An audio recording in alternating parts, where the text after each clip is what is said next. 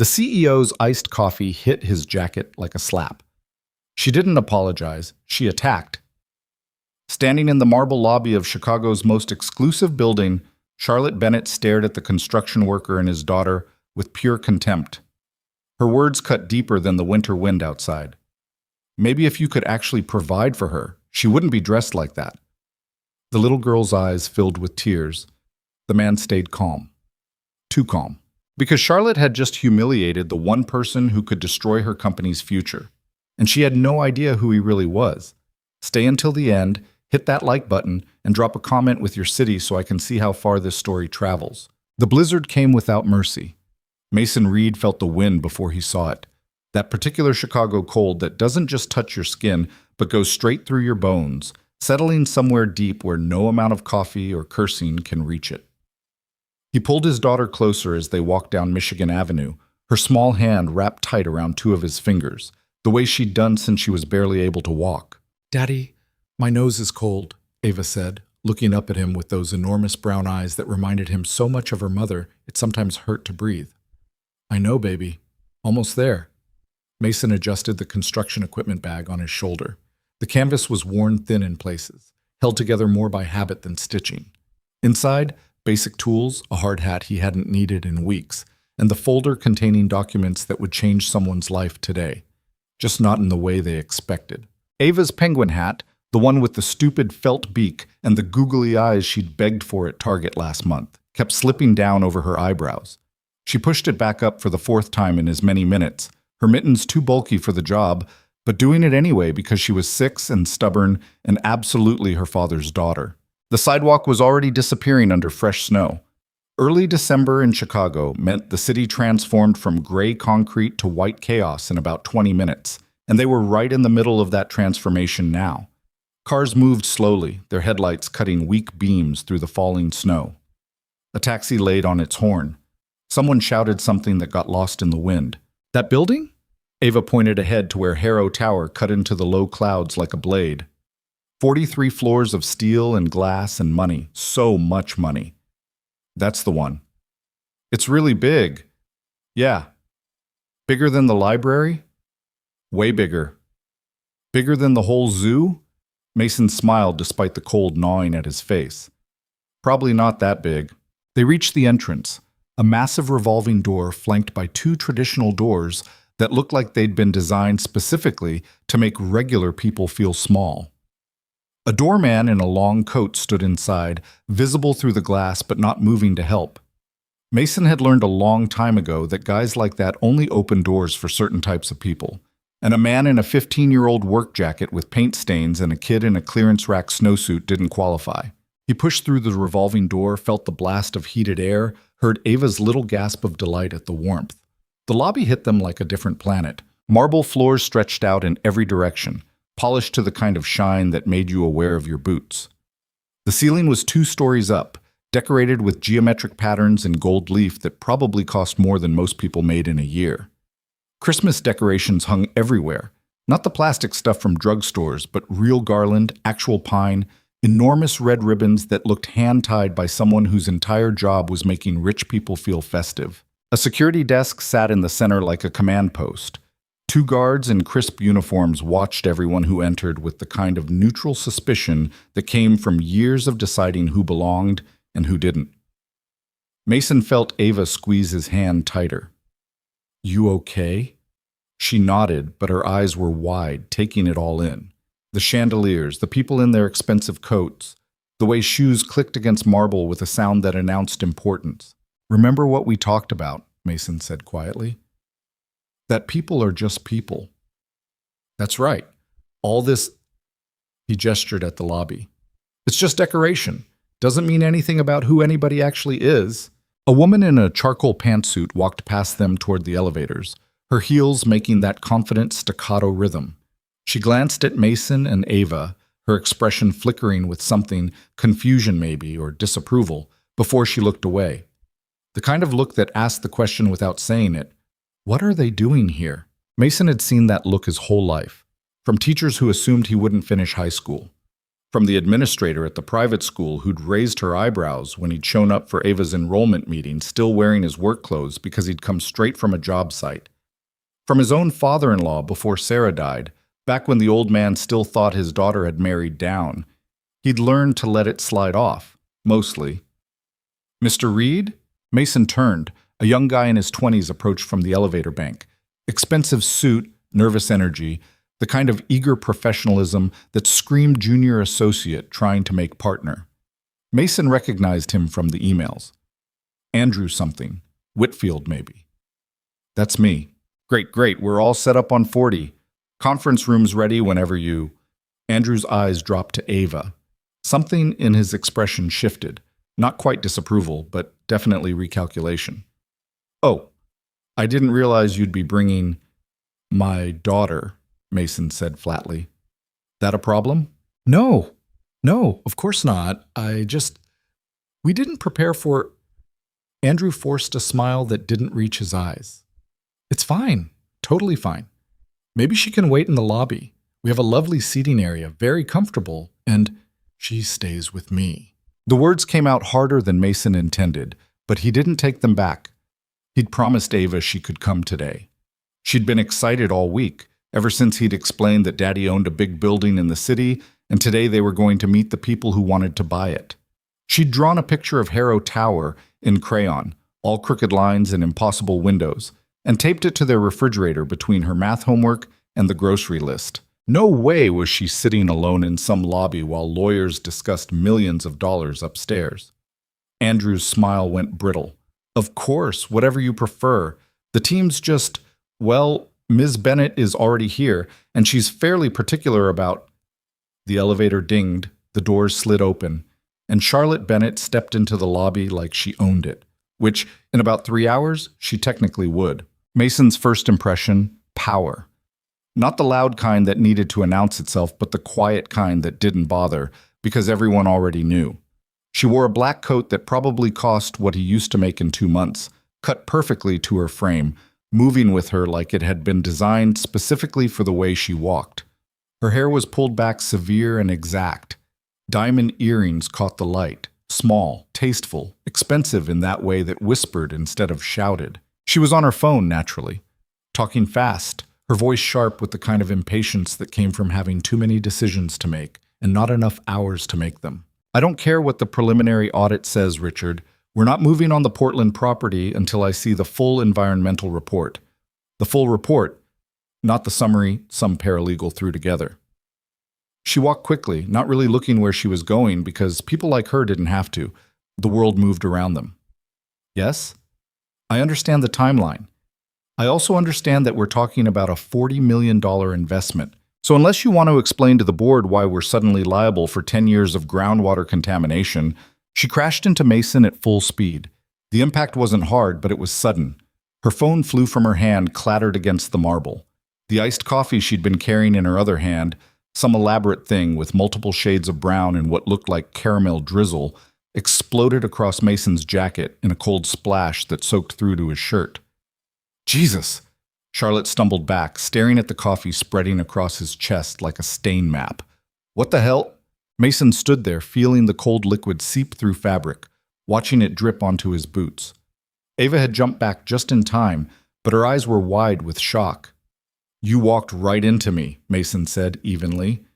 Charlotte bent down, snatched up her phone, checked it for cracks with the kind of urgency usually reserved for actual emergencies. Finding none, she finally looked at him. Really looked. Her expression changed. It started as surprise, probably that he'd spoken at all, then shifted into something else. Assessment, calculation. Her eyes traveled from his coffee-soaked jacket to his work boots to the canvas bag on his shoulder to Ava standing beside him in her penguin hat and clearance rack snow pants. Mason watched it happen. That familiar sequence. The decision forming behind someone's eyes as they looked at you and decided exactly who you were in about 3 seconds. I'm sorry, Charlotte said, but her tone suggested she wasn't. Not really. I didn't see you there. You weren't looking. I was on an important call. So that makes it okay to just walk into people? Something flashed in her eyes. Annoyance, maybe. Or surprise that he was pushing back. Look, I apologized. These things happen. You should probably clean that up before it stains. She said it like he was a spill that needed addressing, like he was the inconvenience here. Mason felt Ava's hand tighten around his fingers. When he looked down, his daughter was staring at Charlotte with an expression he'd seen before.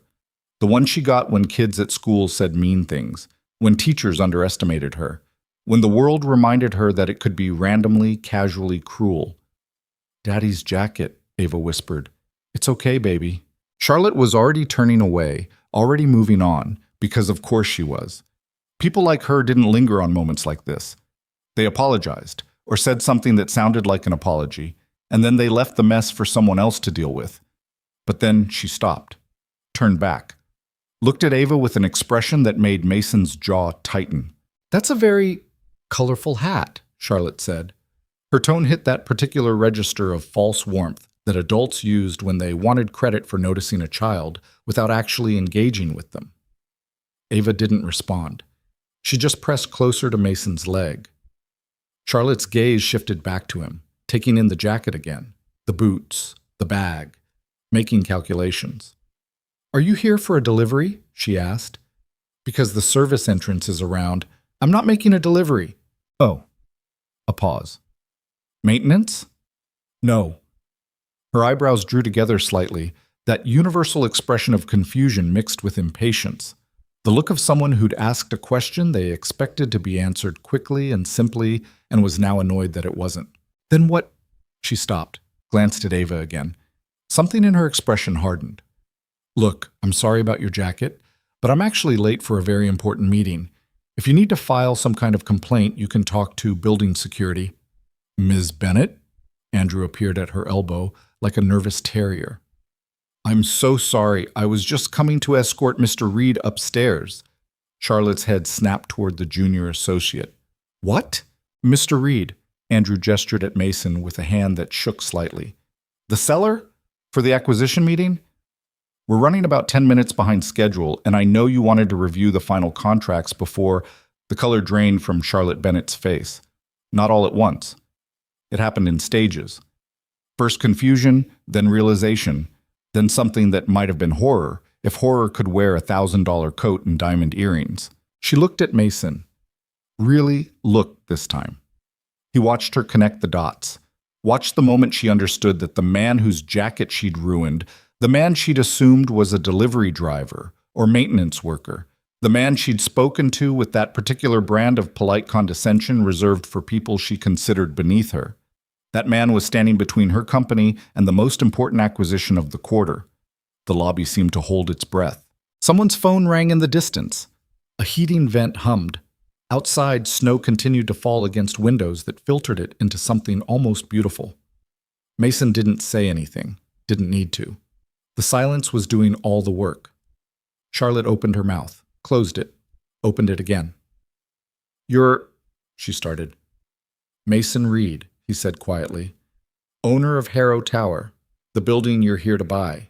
Her hand, the one not holding her phone, moved slightly, like she was going to offer it for a handshake, then dropped back to her side when she realized how absurd that would be. You didn't shake hands with someone after you'd just drenched them in coffee and suggested they use the service entrance. "I didn't." Charlotte stopped, started again. "I thought that I was the help." Mason kept his voice level, conversational almost. "Yeah, I got that." Andrew looked like he wanted to disappear into the marble floor. One of the security guards was watching now, his hand resting near his radio like he was trying to decide if this situation required intervention. Charlotte's jaw tightened. Mason saw her straighten her spine, saw the way she pulled that power back around herself like armor. When she spoke again, her voice had regained some of its earlier sharpness. "Let's not make this more awkward than it needs to be," she said. "Obviously there was a misunderstanding. I didn't know who you were.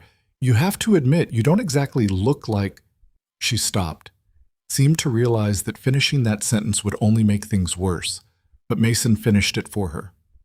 "Like what?" he asked. "Like someone who'd own a building like this? Like someone worth $40 million? Like someone you should treat with basic respect?" "That's not what I meant."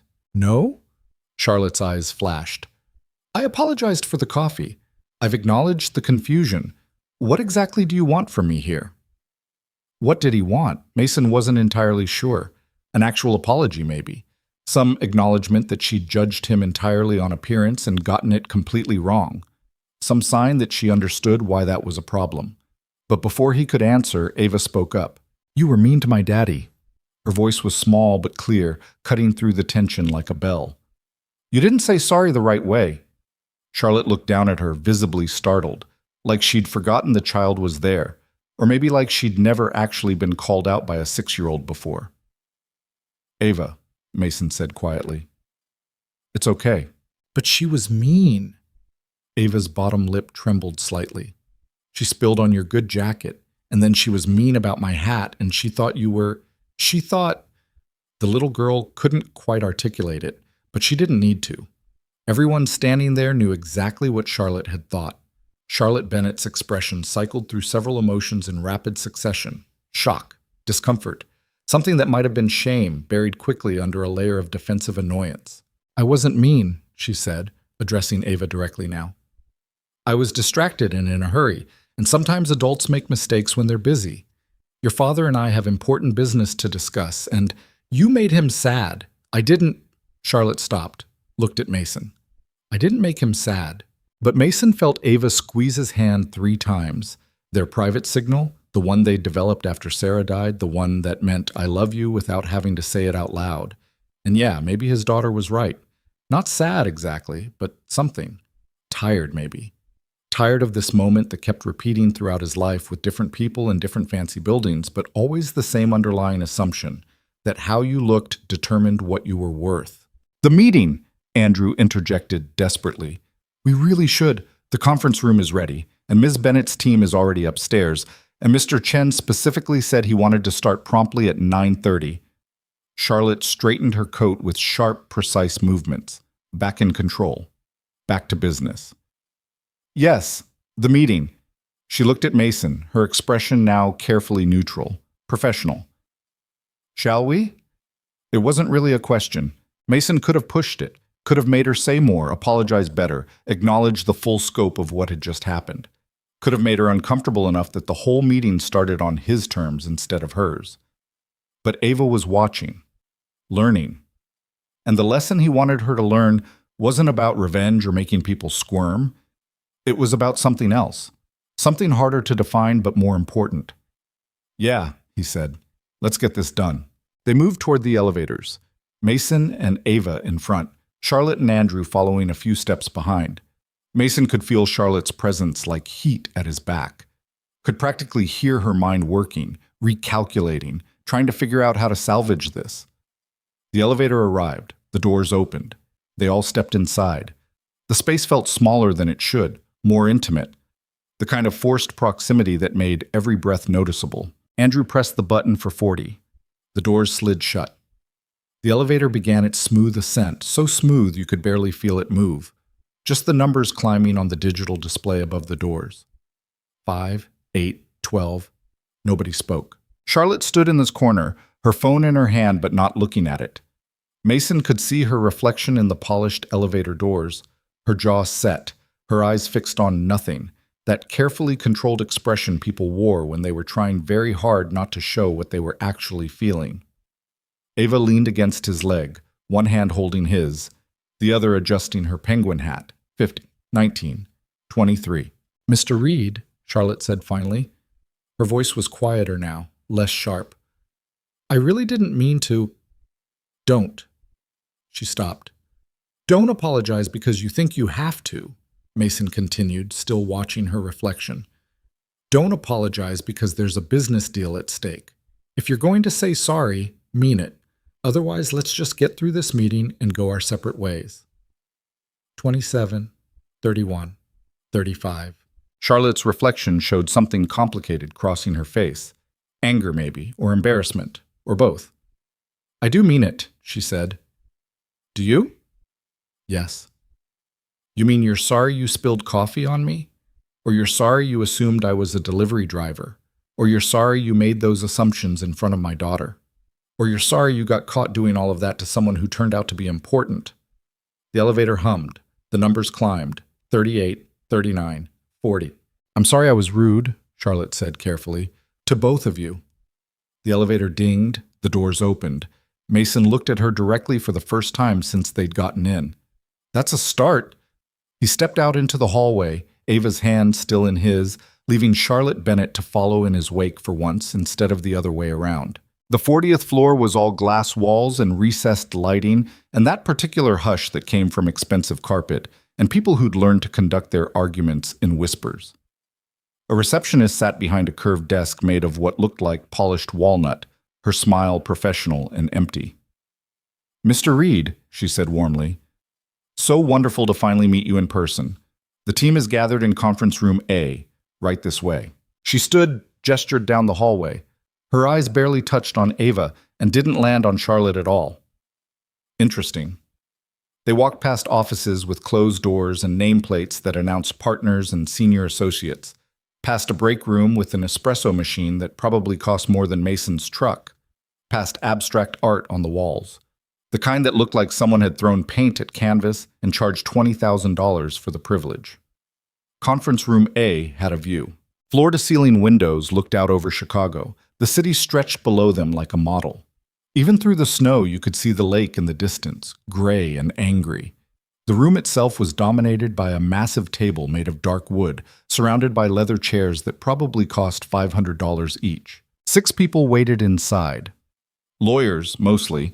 Mason could tell by the way they dressed, the way they'd arranged their documents in precise stacks, the way they stood when he entered like they'd all practiced the movement. A couple of financial advisors, probably. And an older man in a suit that cost more than some cars, his silver hair combed back from a face that had learned to hide every thought behind a pleasant smile. Mason. The older man stepped forward, hand extended. "Thomas Chen, we spoke on the phone." Mason shook his hand. Chen had a good grip, firm without being aggressive. The kind of handshake that came from decades of knowing exactly how much pressure to apply. "Thanks for making the trip," Mason said. "Are you kidding, for a property like this?" Chen's smile widened slightly. "I'd have flown in from Singapore if necessary." His eyes dropped to Ava, and something genuine entered his expression. "And who's this?" "My daughter, Ava." "Hi," Ava said quietly. "Hi yourself." Chen crouched down slightly, bringing himself closer to her level. "That's quite a hat. You like penguins?" Ava nodded. "Me too. Did you know penguins can hold their breath underwater for up to 20 minutes? Her eyes widened. "Really?" "Scout's honor." Chen straightened, his smile still in place as he looked at Mason. "I've got 3 grandkids. 2 of them would live at the aquarium if we let them." Mason felt something in his chest relax slightly. Not much, but enough. Charlotte had entered behind them, Andrew scurrying at her heels. The other lawyers and advisors immediately shifted their attention to her, their actual client, the person who'd be signing the checks. Chen turned, his professional mask sliding smoothly back into place. "Ms. Bennett, good to see you again." "Thomas." Charlotte's voice was back to business. Crisp, controlled, like the lobby had never happened. "Sorry we're running late. Unexpected delay." "No problem at all. We're right on schedule." Chen gestured to the table. "Why don't we all sit down and get started?" People moved to their seats with the kind of choreographed efficiency that suggested they'd done this many times before. Charlotte took a chair at one end of the table, her team flanking her like guards. Chen sat at the other end. Mason was directed to a seat in the middle, across from what looked like the lead property attorney. Ava climbed into the chair next to him, her penguin hat nearly slipping off as she settled in. The chair was too big for her. Her feet dangled several inches above the floor. She looked around the room with wide eyes, taking in the view, the fancy table, the important-looking people.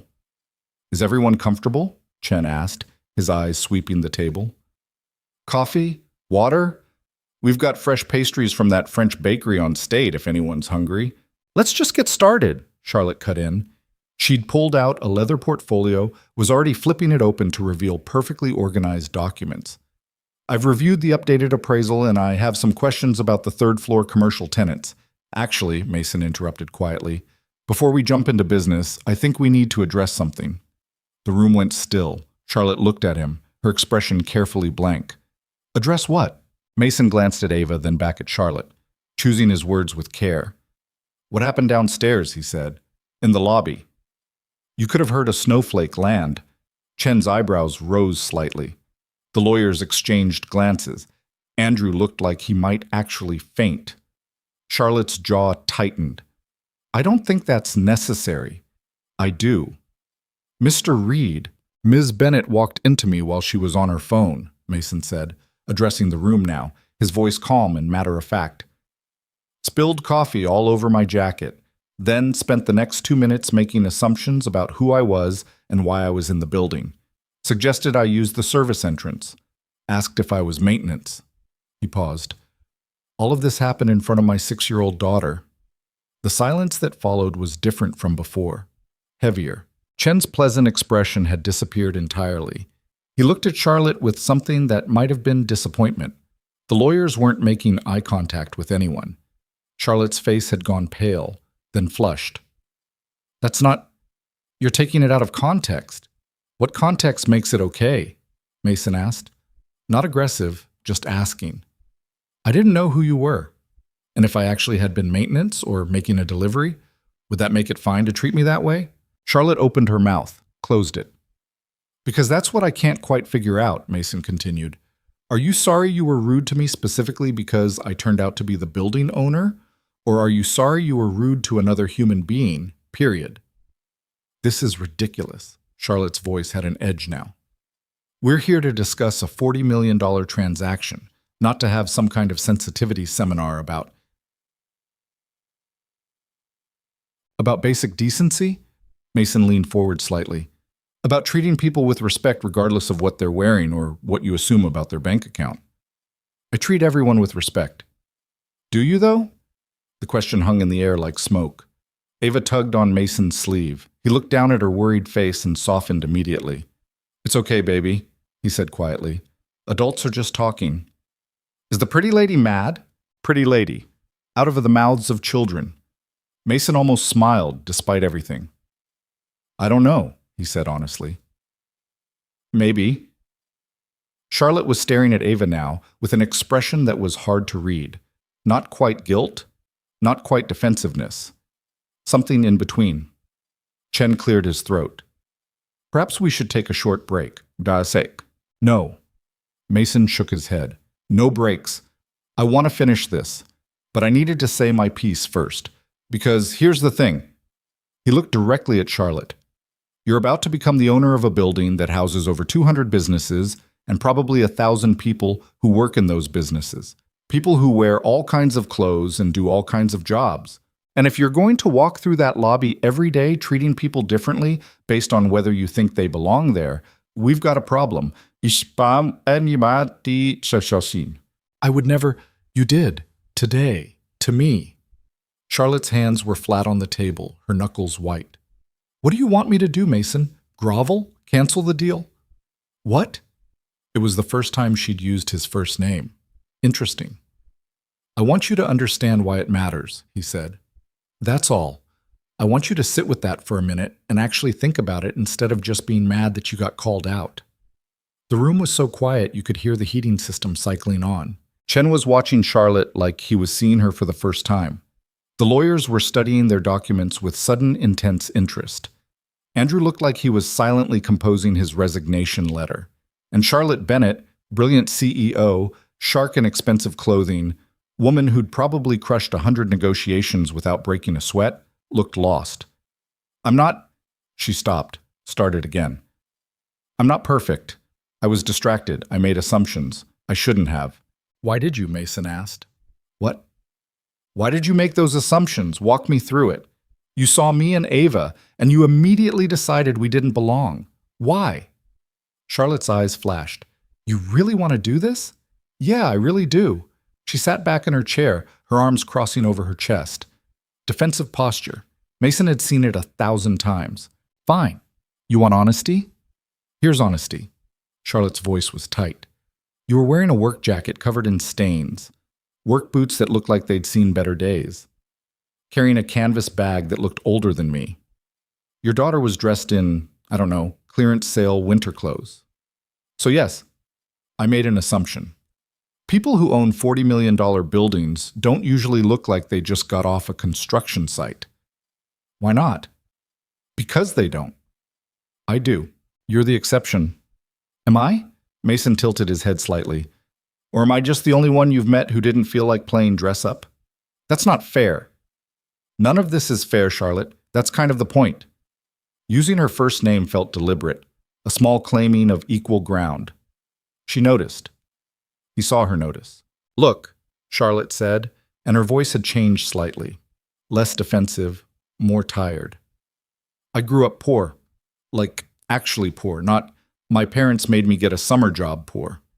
I know what it's like to be judged on appearance. I know what it's like to walk into rooms and have people assume you don't belong. So don't stand there and lecture me about, then why did you do it to me? Mason interrupted. If you know how it feels, why did you turn around and do the exact same thing? Charlotte's mouth opened. No words came out. Ava tugged Mason's sleeve again. Daddy, I have to pee.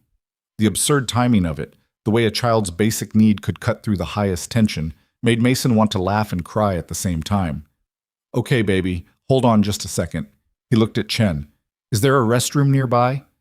Just down the hall to the left, Chen said, clearly grateful for the interruption. Can't miss it. Mason stood, took Ava's hand. Before leaving, he looked back at Charlotte. Think about it, he said quietly. That's all I'm asking. Actually, think about it. Then he walked out with his daughter, leaving the room full of uncomfortable lawyers and one very rattled CEO behind.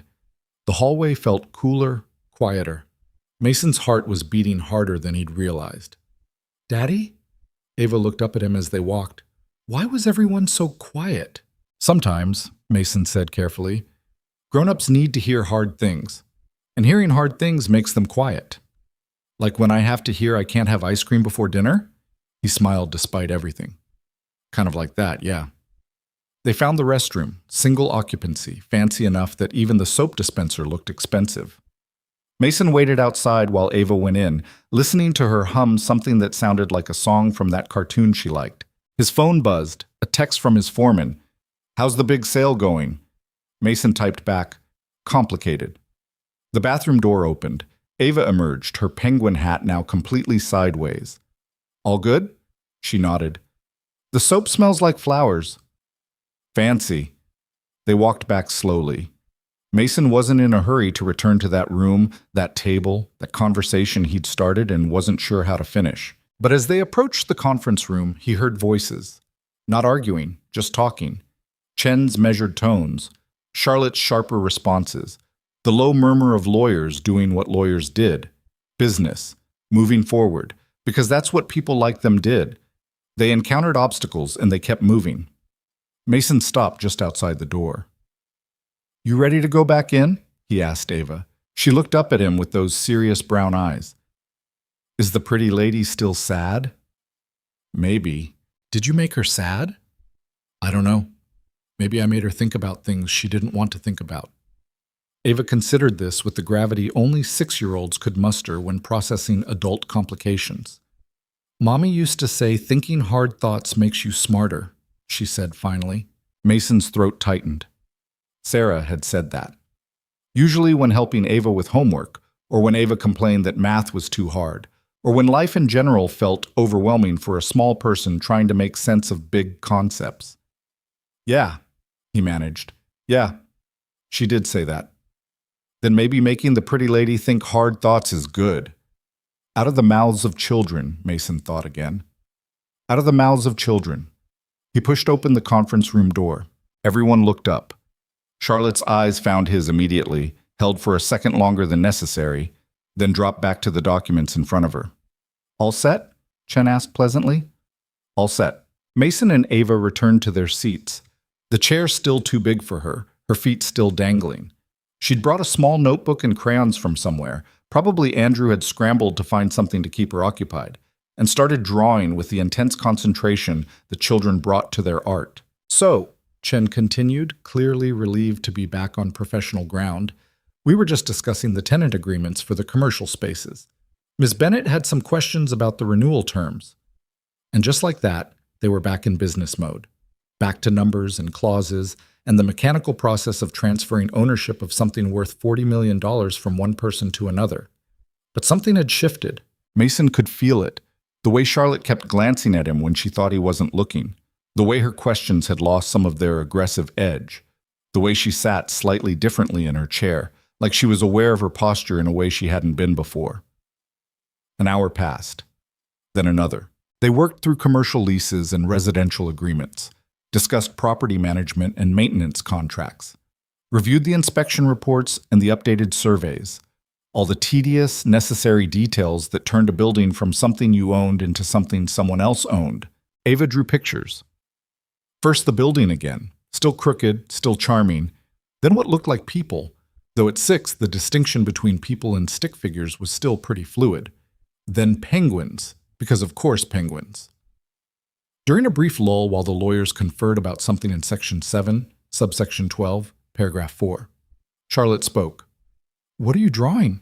She was looking at Ava, her voice softer than Mason had heard it yet. Ava held up her picture. "The tower. It's very tall. Daddy says it's really tall in real life, too."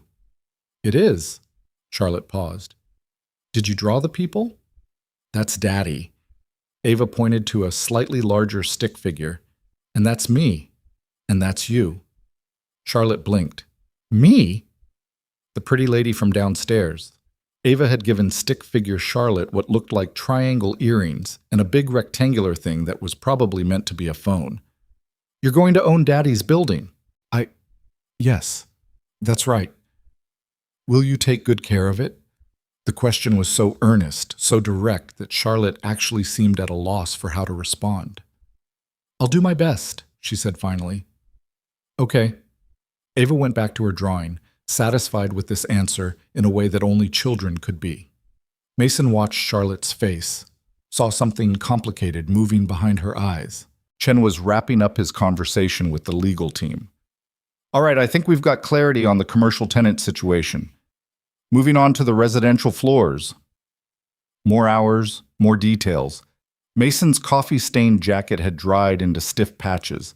His back was starting to hurt from the fancy chair that looked comfortable but really wasn't. Ava's energy was flagging. She'd stopped drawing and was leaning against his arm, fighting sleep with the determination of a child who refused to miss anything important. Finally, Chen pushed back from the table with a satisfied sigh. "I think we've covered everything," he said. "Unless there are any other questions or concerns."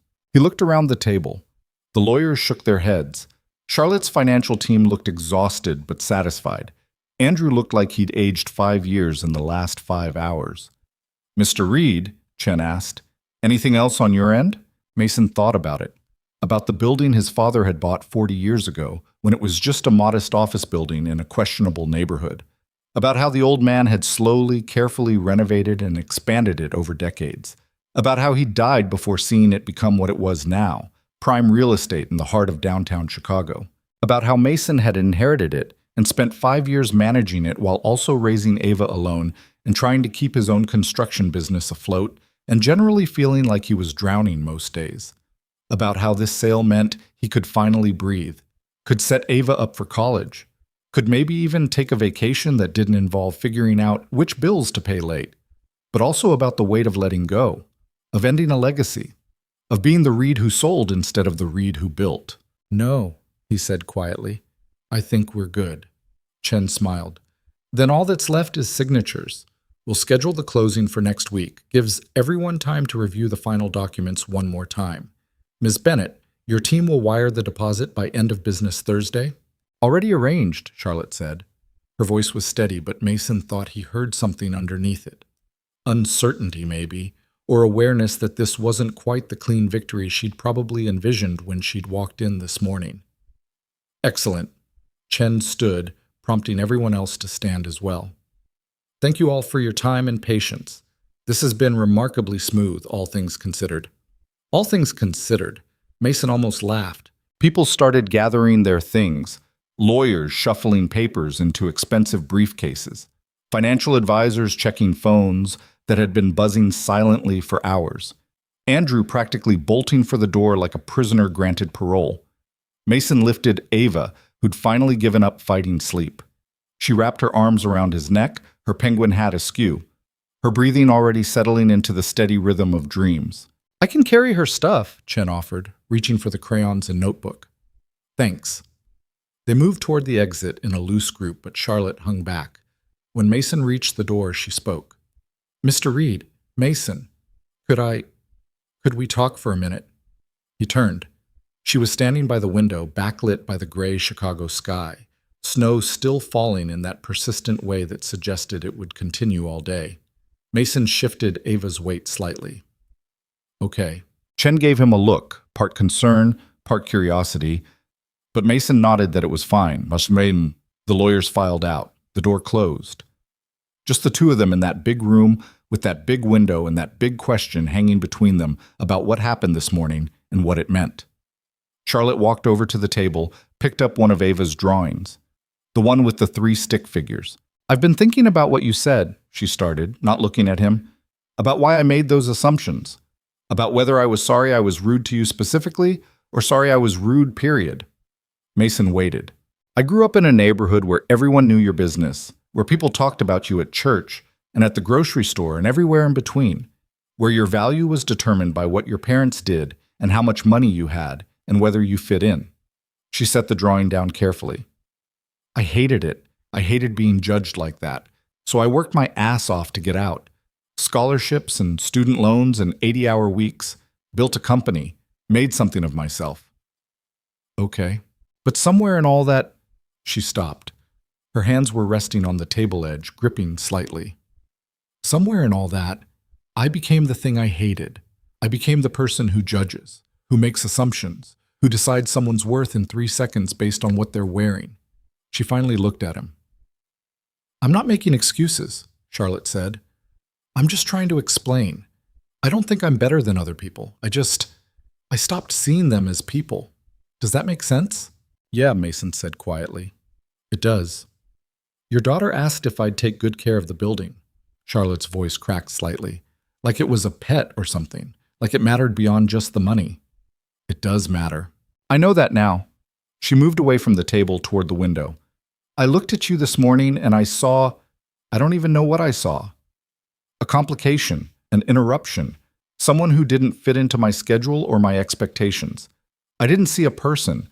I definitely didn't see a father just trying to get through a winter morning with his kid. Outside, the snow fell. Inside, a CEO who probably hadn't been truly honest with another human being in years was trying to find words for something she'd maybe never articulated before. "I'm sorry," Charlotte said. "Actually sorry.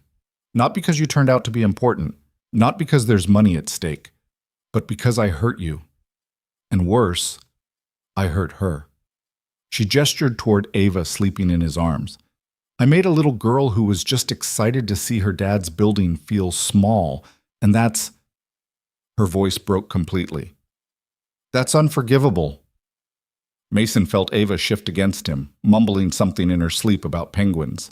"Nothing's unforgivable," he said, "but not everything can be fixed with just saying sorry, either." "I know." "Do you?" Charlotte turned from the window. Her eyes were red. Mason hadn't realized until this moment that she'd been crying. "I want to do better," she said. "I don't know exactly what that looks like yet, but I want to try. Will you help me?" It was the last thing Mason had expected her to say. "Help you how?" "I don't know. Show me what I'm not seeing. Tell me when I'm being—" She gestured vaguely. "Whatever I was being this morning, hold me accountable." "Charlotte, we're about to complete a business transaction and then probably never see each other again. Unless we don't." "Unless we don't what? Never see each other again?" She wiped at her eyes with the back of her hand, a gesture so unguarded it was almost shocking coming from someone who'd been so controlled hours earlier. "Your father built something worth protecting. Not just the building itself, but the people, the tenants, the way it exists in the community. I got so focused on the numbers that I almost missed the point entirely." Mason readjusted Ava's weight. His arms were getting tired. "What are you asking?" "Stay involved," Charlotte said. "Consulting basis. Help me transition the management in a way that honors what your father built. Help me not screw it up by only thinking about profit margins and efficiency metrics." "You're serious?" "Completely." Mason looked at this woman, this brilliant, successful, deeply flawed woman who'd started the day by spilling coffee on him and insulting his daughter, and was now standing in front of him with tears on her face asking for help becoming a better person. "I'll think about it," he said finally. Something like relief crossed her face. Thank you. Don't thank me yet. I haven't decided. But you'll think about it. Yeah, I'll think about it. They stood there in that enormous conference room, the city spread below them like a promise or a threat, the snow turning everything soft and temporary. I should go, Mason said. Ava needs a real nap, and I need to change out of this coffee-stained jacket. Of course. Charlotte moved toward the door, held it open for him. A small gesture. Maybe meaningless, maybe not. He walked past her into the hallway. Chen was waiting by the elevators with Ava's things, looking concerned. Everything all right? Yeah, Mason said. We're good. The elevator ride down was quiet.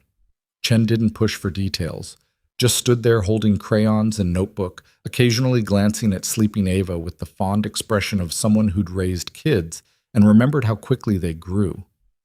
The lobby was busier now, lunch rush starting. People in suits and ties moving with purpose. The security guards had changed shifts, different faces, same watchful eyes. Mason walked through it all, past the marble and the gold leaf and the massive Christmas decorations, and pushed out into the cold Chicago day with his daughter in his arms. The snow had slowed but not stopped. Fat flakes drifted down, lazy and beautiful. The city noise was muffled. Cars moved carefully. Somewhere a siren wailed. Mason started walking, not sure where he was going exactly, just walking. And he thought about his father, about dignity, about the difference between wealth and worth, about what it meant to own something valuable and what it meant to protect something precious, about a woman who'd learned all the wrong lessons from being poor and was maybe, ready to learn some better ones, about his daughter sleeping against his shoulder, trusting him completely to get them home safe through the storm. The snow fell. Chicago breathed. And somewhere behind them, in a tower made of glass and steel and 40 years of history, Charlotte Bennett stood at a window on the 40th floor, watching a man in a stained jacket carry his child through the snow, and wondering if she'd just been given something rare and fragile, a second chance to get it right. The apartment was cold when they got home. Mason kicked the door shut behind them, still carrying Ava, and felt the familiar blast of air that meant the radiator was acting up again. Third time this month. He made a mental note to call the super, then remembered he was about to have enough money that he could just move somewhere with heat that actually worked. The thought felt strange, disorienting almost. He laid Ava on the couch, pulled the throw blanket over her, adjusted her penguin hat one last time before finally taking it off. Her face was peaceful in sleep, cheeks still pink from the cold outside. She'd be out for at least an hour, maybe 2 if he was lucky. Mason peeled off the coffee-stained jacket and held it up to the light. The stain had set in dark and permanent across the front. Ruined. Not that it had been worth much to begin with, but still. It had been his favorite, worn soft in all the right places, broken in over years of job sites and winter mornings, and the general chaos of single fatherhood. He tossed it over a chair and went to the kitchen. The apartment was small. 2 bedrooms, 1 bathroom, a kitchen that barely fit 2 people if they weren't trying to cook at the same time. The building was old, 1920s probably, with radiators that clanged and pipes that groaned and neighbors you could hear through the walls.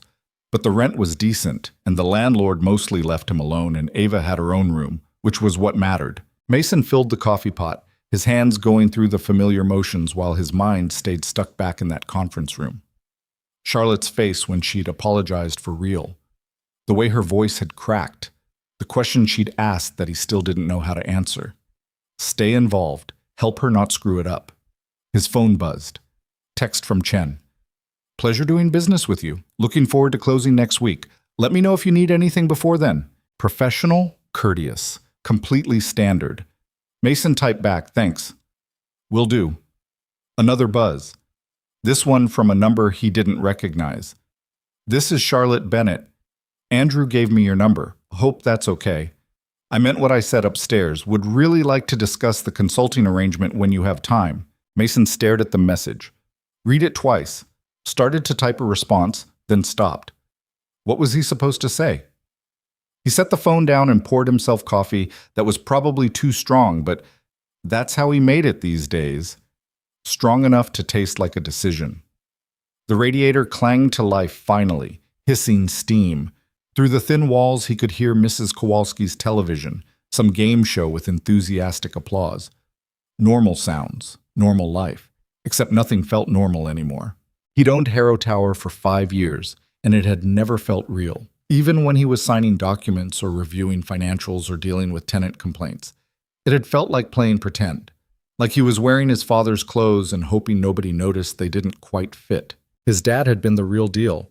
Thomas Reed, who'd started as a union electrician and saved every dollar for 20 years until he could buy his first property, who taught himself building management and contract law and commercial real estate through library books and night classes, who'd seen potential in a rundown office building when everyone else saw a teardown. Mason had just inherited it, hadn't earned it, hadn't built it, just woke up one day owning something worth millions because his father's heart gave out at 63 while rewiring a light fixture on the 7th floor.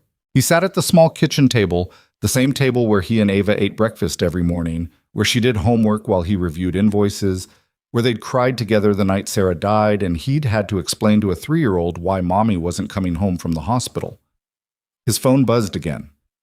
Another text from Charlotte. Or not. No pressure. Just wanted you to know the offer stands. Mason picked up the phone, typed, "I'll think about it. Need a few days." Her response came fast. "Of course.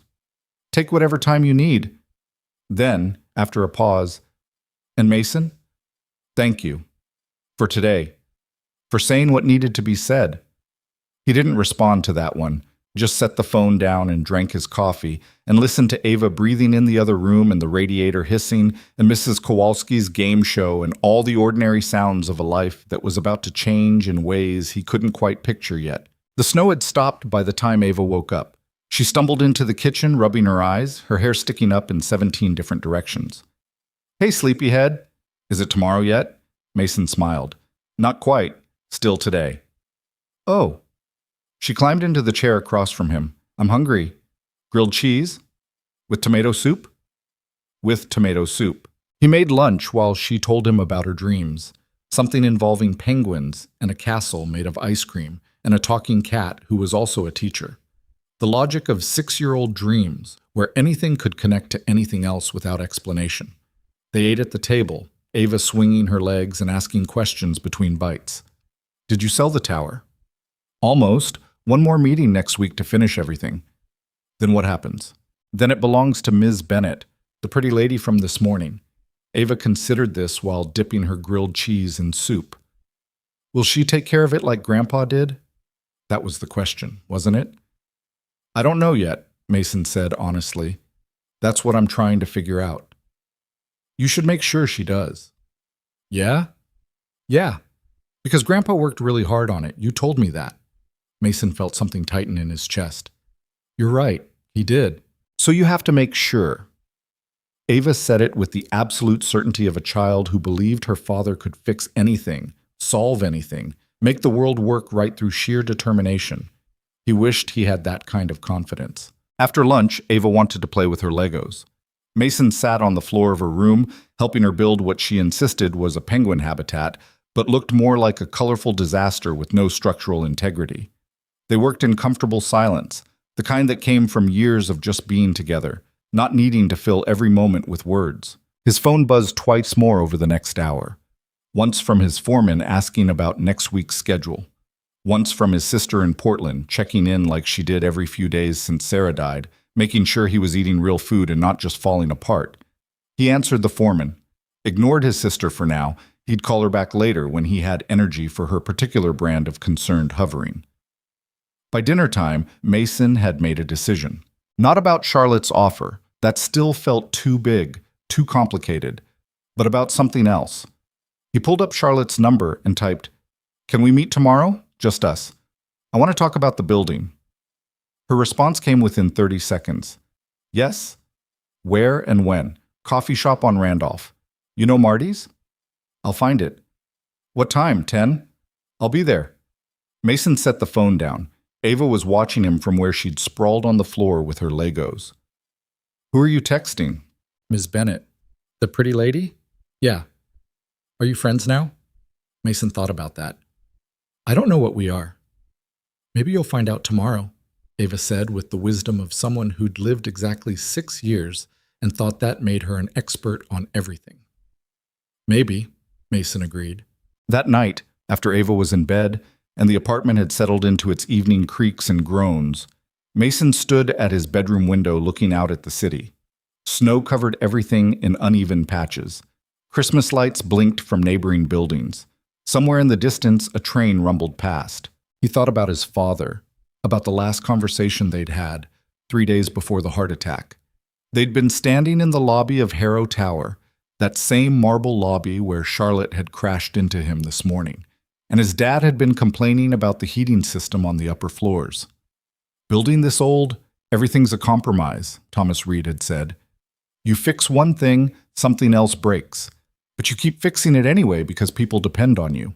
Sounds exhausting, Mason had joked. His father had looked at him with those serious eyes that never quite matched his smile. It is, but it's also the point.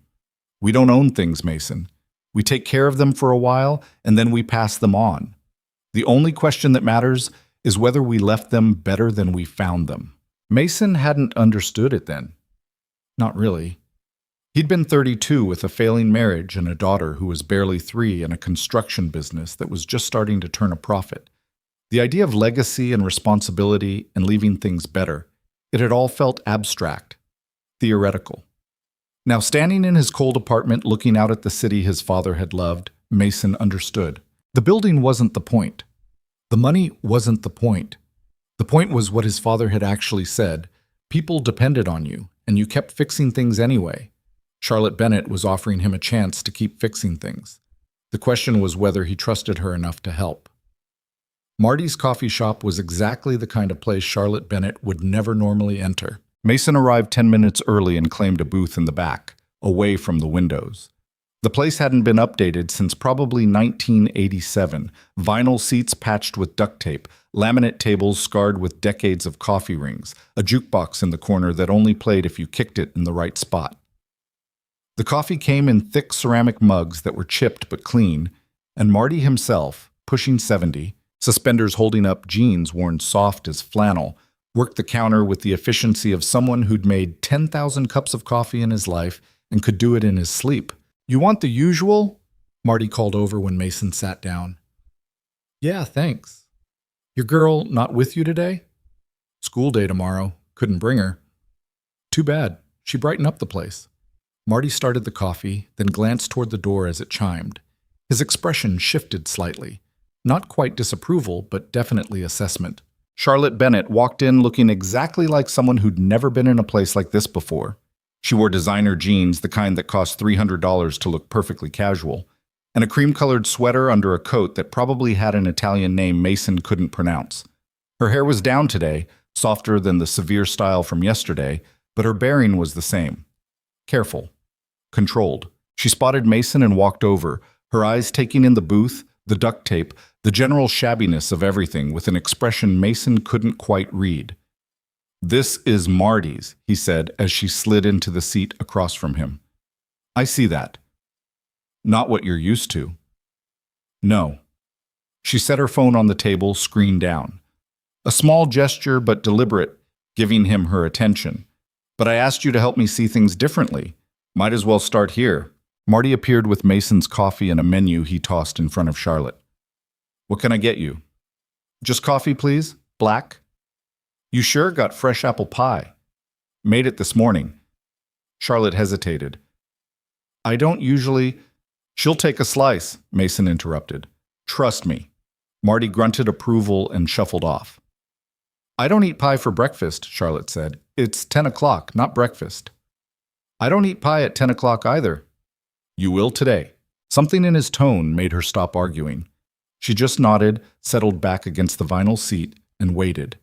Mason took a sip of coffee that was too hot and tasted like burnt hope and nostalgia. Perfect. I've been thinking about your offer, he said. And? I want to know what you actually want, not the corporate answer, the real one. Charlotte was quiet for a moment. Marty returned with her coffee and pie, and she stared at the slice like it was a test she hadn't studied for. Eat first, Mason said. Then we talk. You're very bossy for someone who needed to sell his building. Needed to sell, wanted to sell, different things. She picked up the fork, took a tentative bite. Her expression changed immediately. Surprise, then something like pleasure, then almost annoyance that she was enjoying it. Okay, she admitted. That's actually really good. Marty doesn't do anything halfway. They sat in silence while she ate. Mason watched the shop around them. Morning regulars filtering in, retired guys reading newspapers, a couple of construction workers grabbing coffee before a job, a young woman with a laptop and headphones, probably working remote from somewhere that had Wi-Fi that actually worked. Normal people living normal lives in a city that kept spinning, whether you were rich or poor or somewhere in between. I want to not fail, Charlotte said suddenly. Mason looked back at her. She'd set down the fork, was staring at the remaining pie like it held answers. Fail at what? Everything. The building. The business. Being, she gestured vaguely, a decent person. I spent so long climbing, Mason. So long proving I belonged in rooms where people like me don't usually get to sit.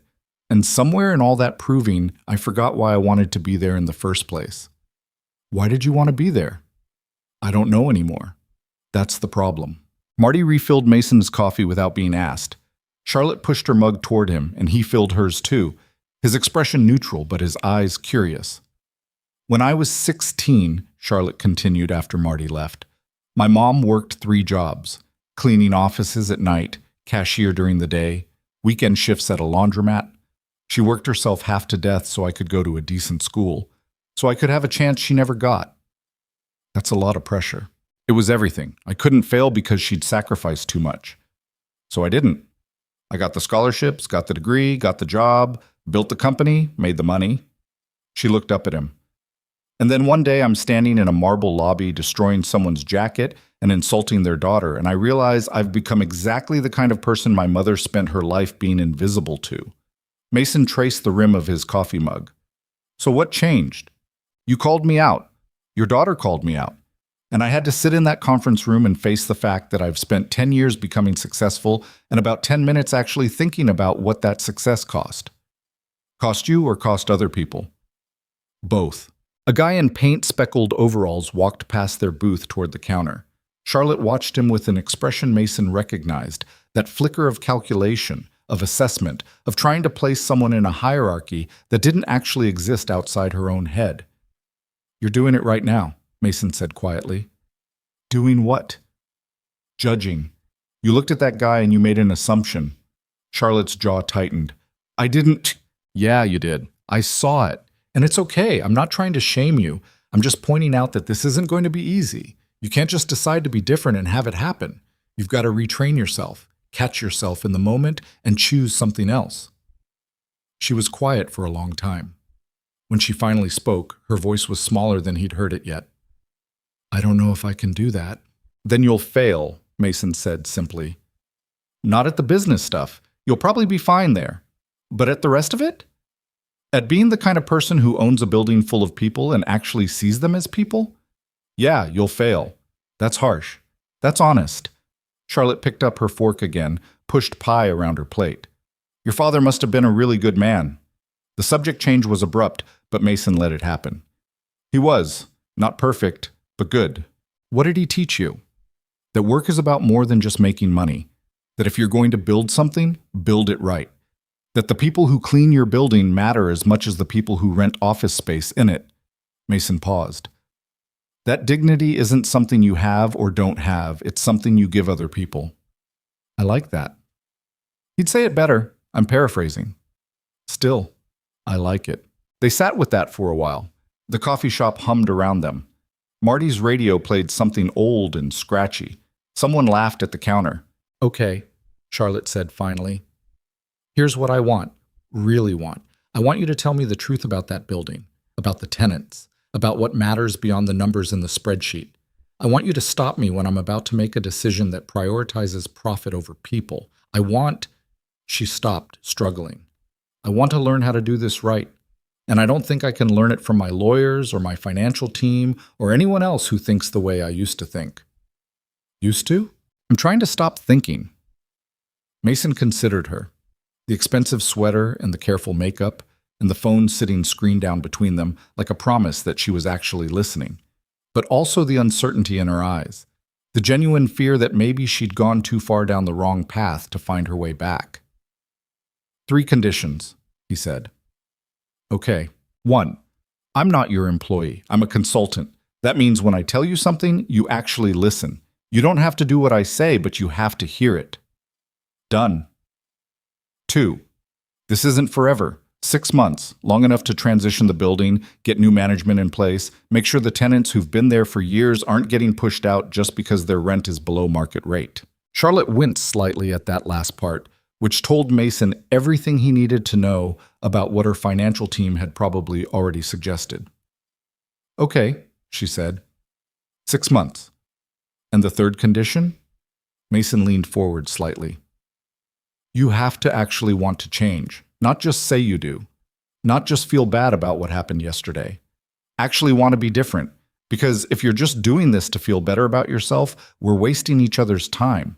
The challenge sat between them like something physical. Charlotte met his eyes and held them. I want to change. I'm terrified I can't, but I want to try. Good enough, Mason said. They shook hands across the table, her grip firm and dry, and surprisingly warm. A deal made in a coffee shop that was falling apart, between 2 people who had no reason to trust each other, except that sometimes you had to trust someone. So where do we start? Charlotte asked. You finish that pie, Mason said. Then we go talk to some of your tenants. My tenants? You're building now, or almost. Might as well start meeting the people who make it run. Charlotte looked slightly panicked. Today? Right now? You got somewhere more important to be? She opened her mouth, probably to list 17 meetings and calls and things that absolutely couldn't wait. Then she closed it, picked up her phone, sent what looked like a rapid-fire series of texts, and set it back down. Apparently not, she said. They finished their coffee. Charlotte actually cleaned her plate. The pie disappeared in small, deliberate bites like she was proving something to herself. Mason left cash on the table, and they walked out into cold that had teeth. We taking your car, Gus? He asked. Charlotte gestured to a Tesla parked at a meter. Sleek, black, expensive. We're walking, Mason said. It's freezing. Building's 15 minutes away. You'll survive. She looked like she wanted to argue, but didn't. Just fell into step beside him as they headed east toward the lake, toward downtown, toward Harrow Tower, and all the people who lived and worked inside it without knowing their world was about to shift. They walked in silence for the first few blocks. Chicago in December was a study in contrasts. Christmas decorations fighting against gray skies, holiday cheer bumping up against homeless guys huddled in doorways. The wealthy and the desperate sharing the same frozen sidewalks because winter didn't care about your bank account. What are you thinking? Charlotte asked finally. That you're underdressed for this weather. She laughed, surprised. I meant about the building. I know what you meant. They passed a woman selling flowers from a cart, her hands wrapped in fingerless gloves, her smile automatic and tired. Charlotte glanced at her, looked away, then looked back. Mason watched the internal calculation happen. Charlotte stopped, walked back to the cart. How much for the roses? She asked. $12. Fresh this morning. Charlotte pulled out her wallet, handed over a 20. Keep the change. You sure? Yeah. The woman wrapped the roses in brown paper, handed them over with a smile that had warmed up considerably. Charlotte took them, then seemed to realize she had no idea what to do with a bouquet of roses at 10:30 in the morning while walking through downtown Chicago. Here. Mason took them. We'll give them to Mrs. Patterson. She runs the flower shop on 3. She'll appreciate them. They kept walking, Charlotte glancing back once at the cart like she was trying to figure out what had just happened. That was good, Mason said. It was $12. It was seeing someone. That's worth more than $12. By the time they reached Harrow Tower, Mason's ears were numb and Charlotte's cheeks were pink from cold. They pushed through the revolving door into warmth and marble and the familiar smell of the lobby, some combination of floor polish and coffee from the cafe on the ground floor, and that particular scent old buildings had that was just history compacted into walls. Different security guard today. Ray, an older black man who'd worked the tower for probably 20 years. He looked up when they entered, his face breaking into a genuine smile when he saw Mason. Mr. Reed, didn't expect to see you today. Hey, Ray, this is Charlotte Bennett. She's going to be taking over the building next week. Ray's expression shifted.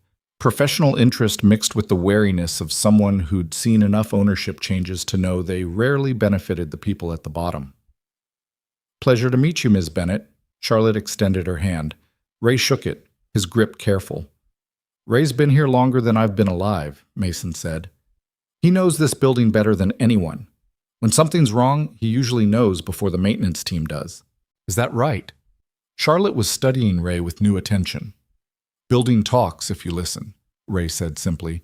You learn the sounds, when the elevator on the east side is about to stick, when the heating system is struggling, when the pipes in the northwest corner are about to freeze. He paused.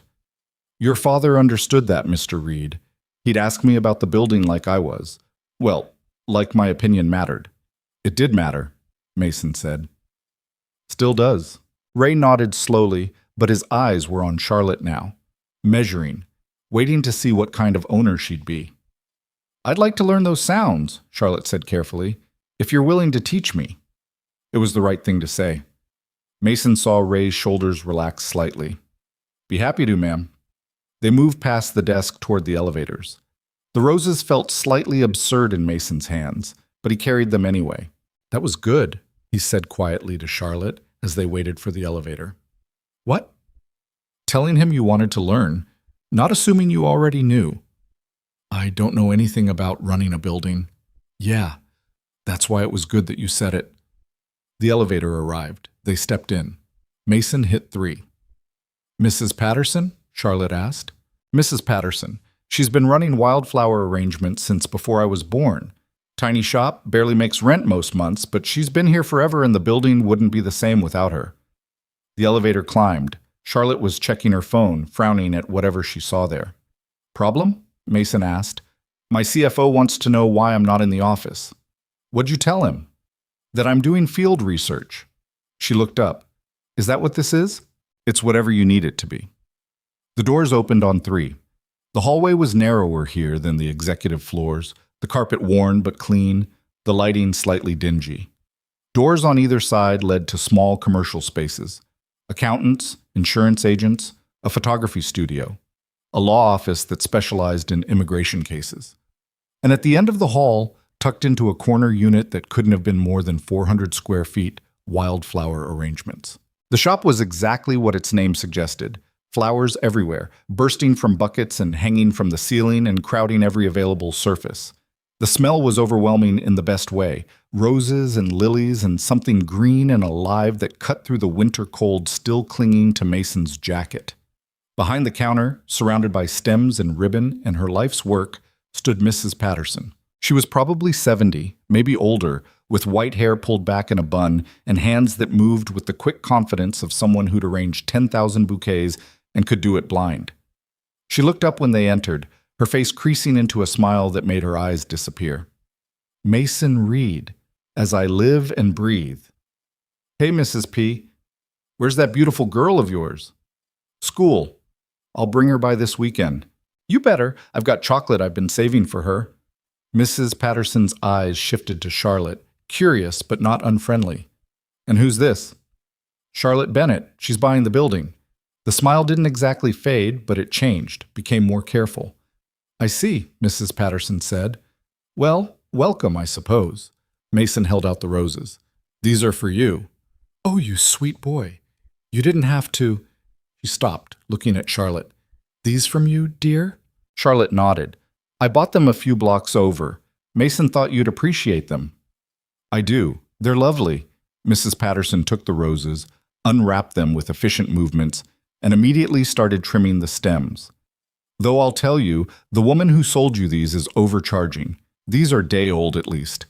See how the outer petals are starting to brown? Still pretty, but not fresh. Oh. Charlotte looked slightly embarrassed. I didn't notice. Most people wouldn't. Takes years to know what to look for. Mrs. Patterson was already working the roses into an arrangement with greens and baby's breath pulled from nearby buckets. Her hands moved like water. So you're the new owner. What's that mean for shops like mine? The question was direct. No corporate dancing around. Just a woman who'd spent 40 years in business and knew when to ask the hard questions. Charlotte glanced at Mason. He gave her nothing. This was her show. I'm still figuring that out, Charlotte said honestly. What would you want it to mean? Mrs. Patterson's hands didn't stop moving, but her eyes sharpened. I'd want it to mean you're not going to triple my rent so you can put in some chain store that sells flowers wrapped in plastic. Is that what you're worried about? It's what happens. New owner comes in, sees that half the shops on this floor are paying below market rate, decides to clean house. Out with the old, in with the profitable. She finished the arrangement, stepped back to assess it. I've seen it happen to friends in other buildings. Hell, I've seen it happen in this building back in the 80s before Mr. Reed bought it. My father, Mason clarified quietly. Your father, Mrs. Patterson confirmed, looking at him with real affection, understood that cheap rent now is better than no rent later. That keeping good tenants who pay on time is worth more than squeezing every dollar out of a space. Charlotte was listening intently. Did he ever raise your rent? Sure, cost of living increases mostly. Couple times when property taxes went up and he had to pass some of that along. But he'd give me warning, let me prepare, and he never asked for more than I could actually pay. Mrs. Patterson wiped her hands on her apron. That's all any of us want, Ms. Bennett. Fair rent, fair treatment, and enough respect not to be pushed out just because we don't fit someone's vision of what the building should be. The words hung in the air like a challenge. Charlotte absorbed them without flinching. What if I promised you wouldn't be pushed out? I'd want it in writing. Okay. Mrs. Patterson blinked, surprised. Okay? If you want it in writing, we'll put it in writing. Lease renewal, controlled rent increases, whatever makes you feel secure. Charlotte glanced at Mason. That's reasonable, right? Very, Mason said. Well, Mrs. Patterson looked between them, recalculating. I wasn't expecting that. What were you expecting? Charlotte asked. Corporate talk about market rates and maximizing value, and how you're sure we can work something out while really meaning you've already decided to get rid of me. Charlotte's expression tightened, not with anger, but with something that looked like recognition, like she was hearing her own planned speech reflected back at her and realizing how it sounded. I'm trying to do better than that, she said quietly. Mrs. Patterson studied her for a long moment, then nodded slowly. Good. Because this building needs someone who'll do better. It deserves that. They talked for another 20 minutes.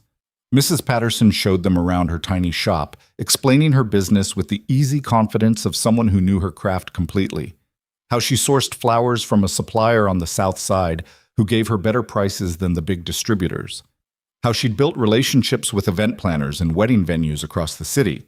How some months were feast and others were famine, but it averaged out over the year. Charlotte asked questions, real ones, not the kind designed to sound interested while already knowing the answers, but actual curiosity about how a small business survived in an expensive city. When they finally left, Mrs. Patterson sent them off with a small arrangement, white roses and evergreen, tied with silver ribbon. For your table, she told Charlotte, reminds you that beautiful things can grow in small spaces. Back in the elevator, Charlotte held the arrangement carefully. She was testing me, she said. Yeah. Did I pass? I don't know. Ask me in 6 months. They visited 4 more tenants that afternoon.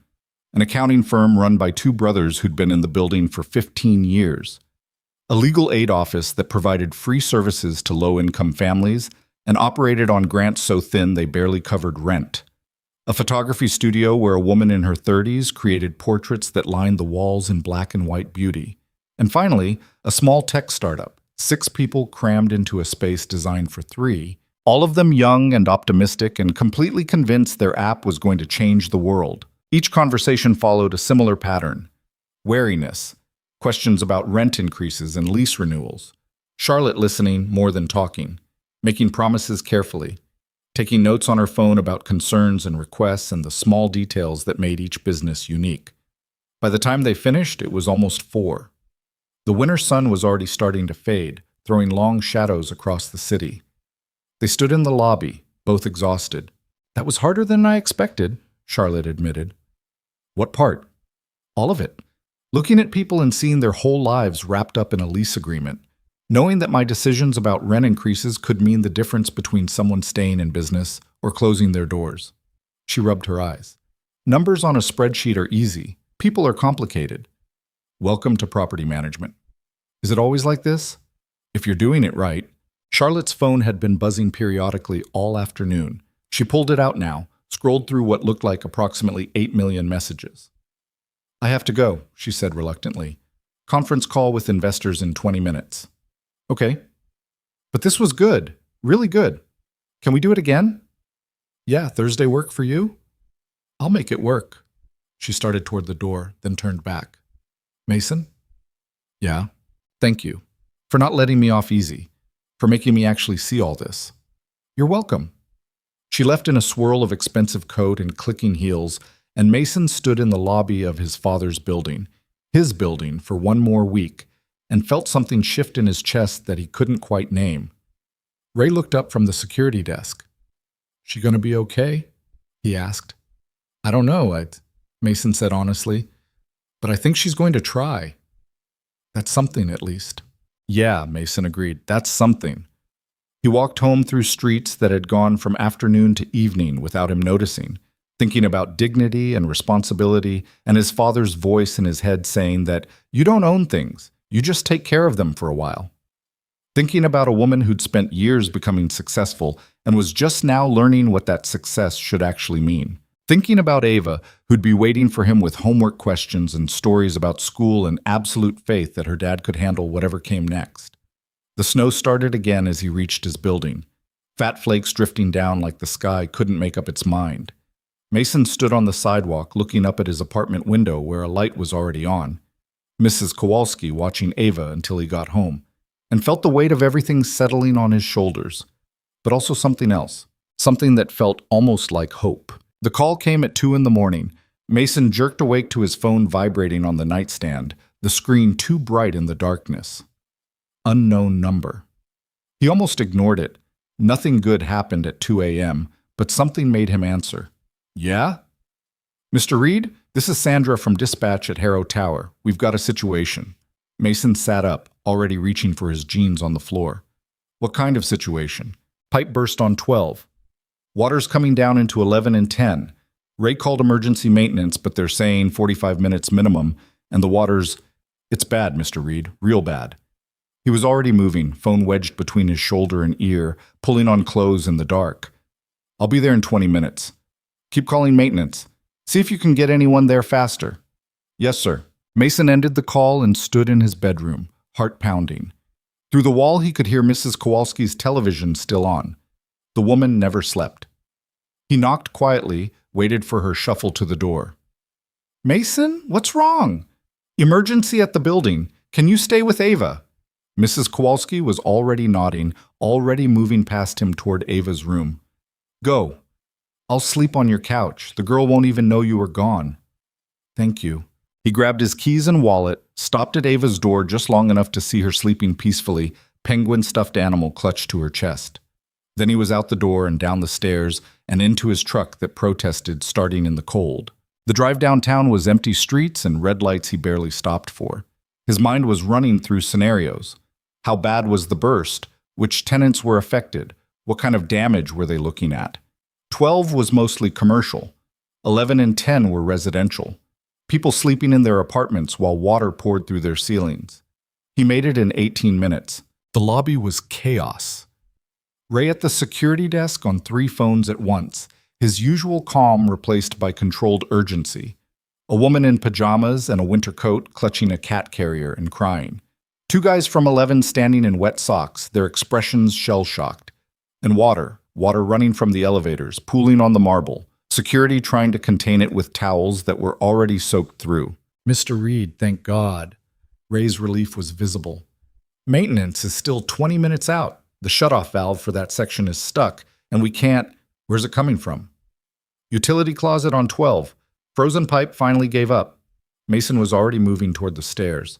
Call everyone on 10 and 11. Get them out if they're not out already. And someone get industrial fans up here before this marble warps. He took the stairs 2 at a time, his boots echoing in the concrete stairwell. 12 was worse than he'd imagined. Water was running down the hallway like a river, pouring from under the utility closet door. He could hear it inside. That particular sound of water under pressure finding freedom. Mason tried the door. Locked. Of course it was locked. He pulled out his phone, called the super's emergency line. Voicemail. He tried the property manager. Same thing. Everyone asleep or ignoring their phones or just gone. He looked at the door, looked at the water, made a decision. The kick took 3 tries. His shoulder would hurt tomorrow, but the door frame splintered and he was in, water immediately soaking his jeans to the knee. The pipe had split along a seam, spraying water in an arc that was hitting the far wall with enough force to dent the drywall. The shutoff valve was right where it should be. Mason waded over, grabbed it, pulled. Nothing. He pulled harder, putting his back into it, the metal cold and stubborn under his hands. The valve had probably been closed once 5 years ago and never moved since. He pulled until his hands hurt, until he thought something might break. The valve or his grip. He wasn't sure which would go first. Then it moved. Just a fraction. Then more. Then suddenly it was turning and the water pressure dropped and the spray became a stream, became a drip, became nothing. Silence except for water still running out the door and his own breathing harsh in his ears. Mason stood in ankle-deep water in a utility closet at 2:30 in the morning and laughed.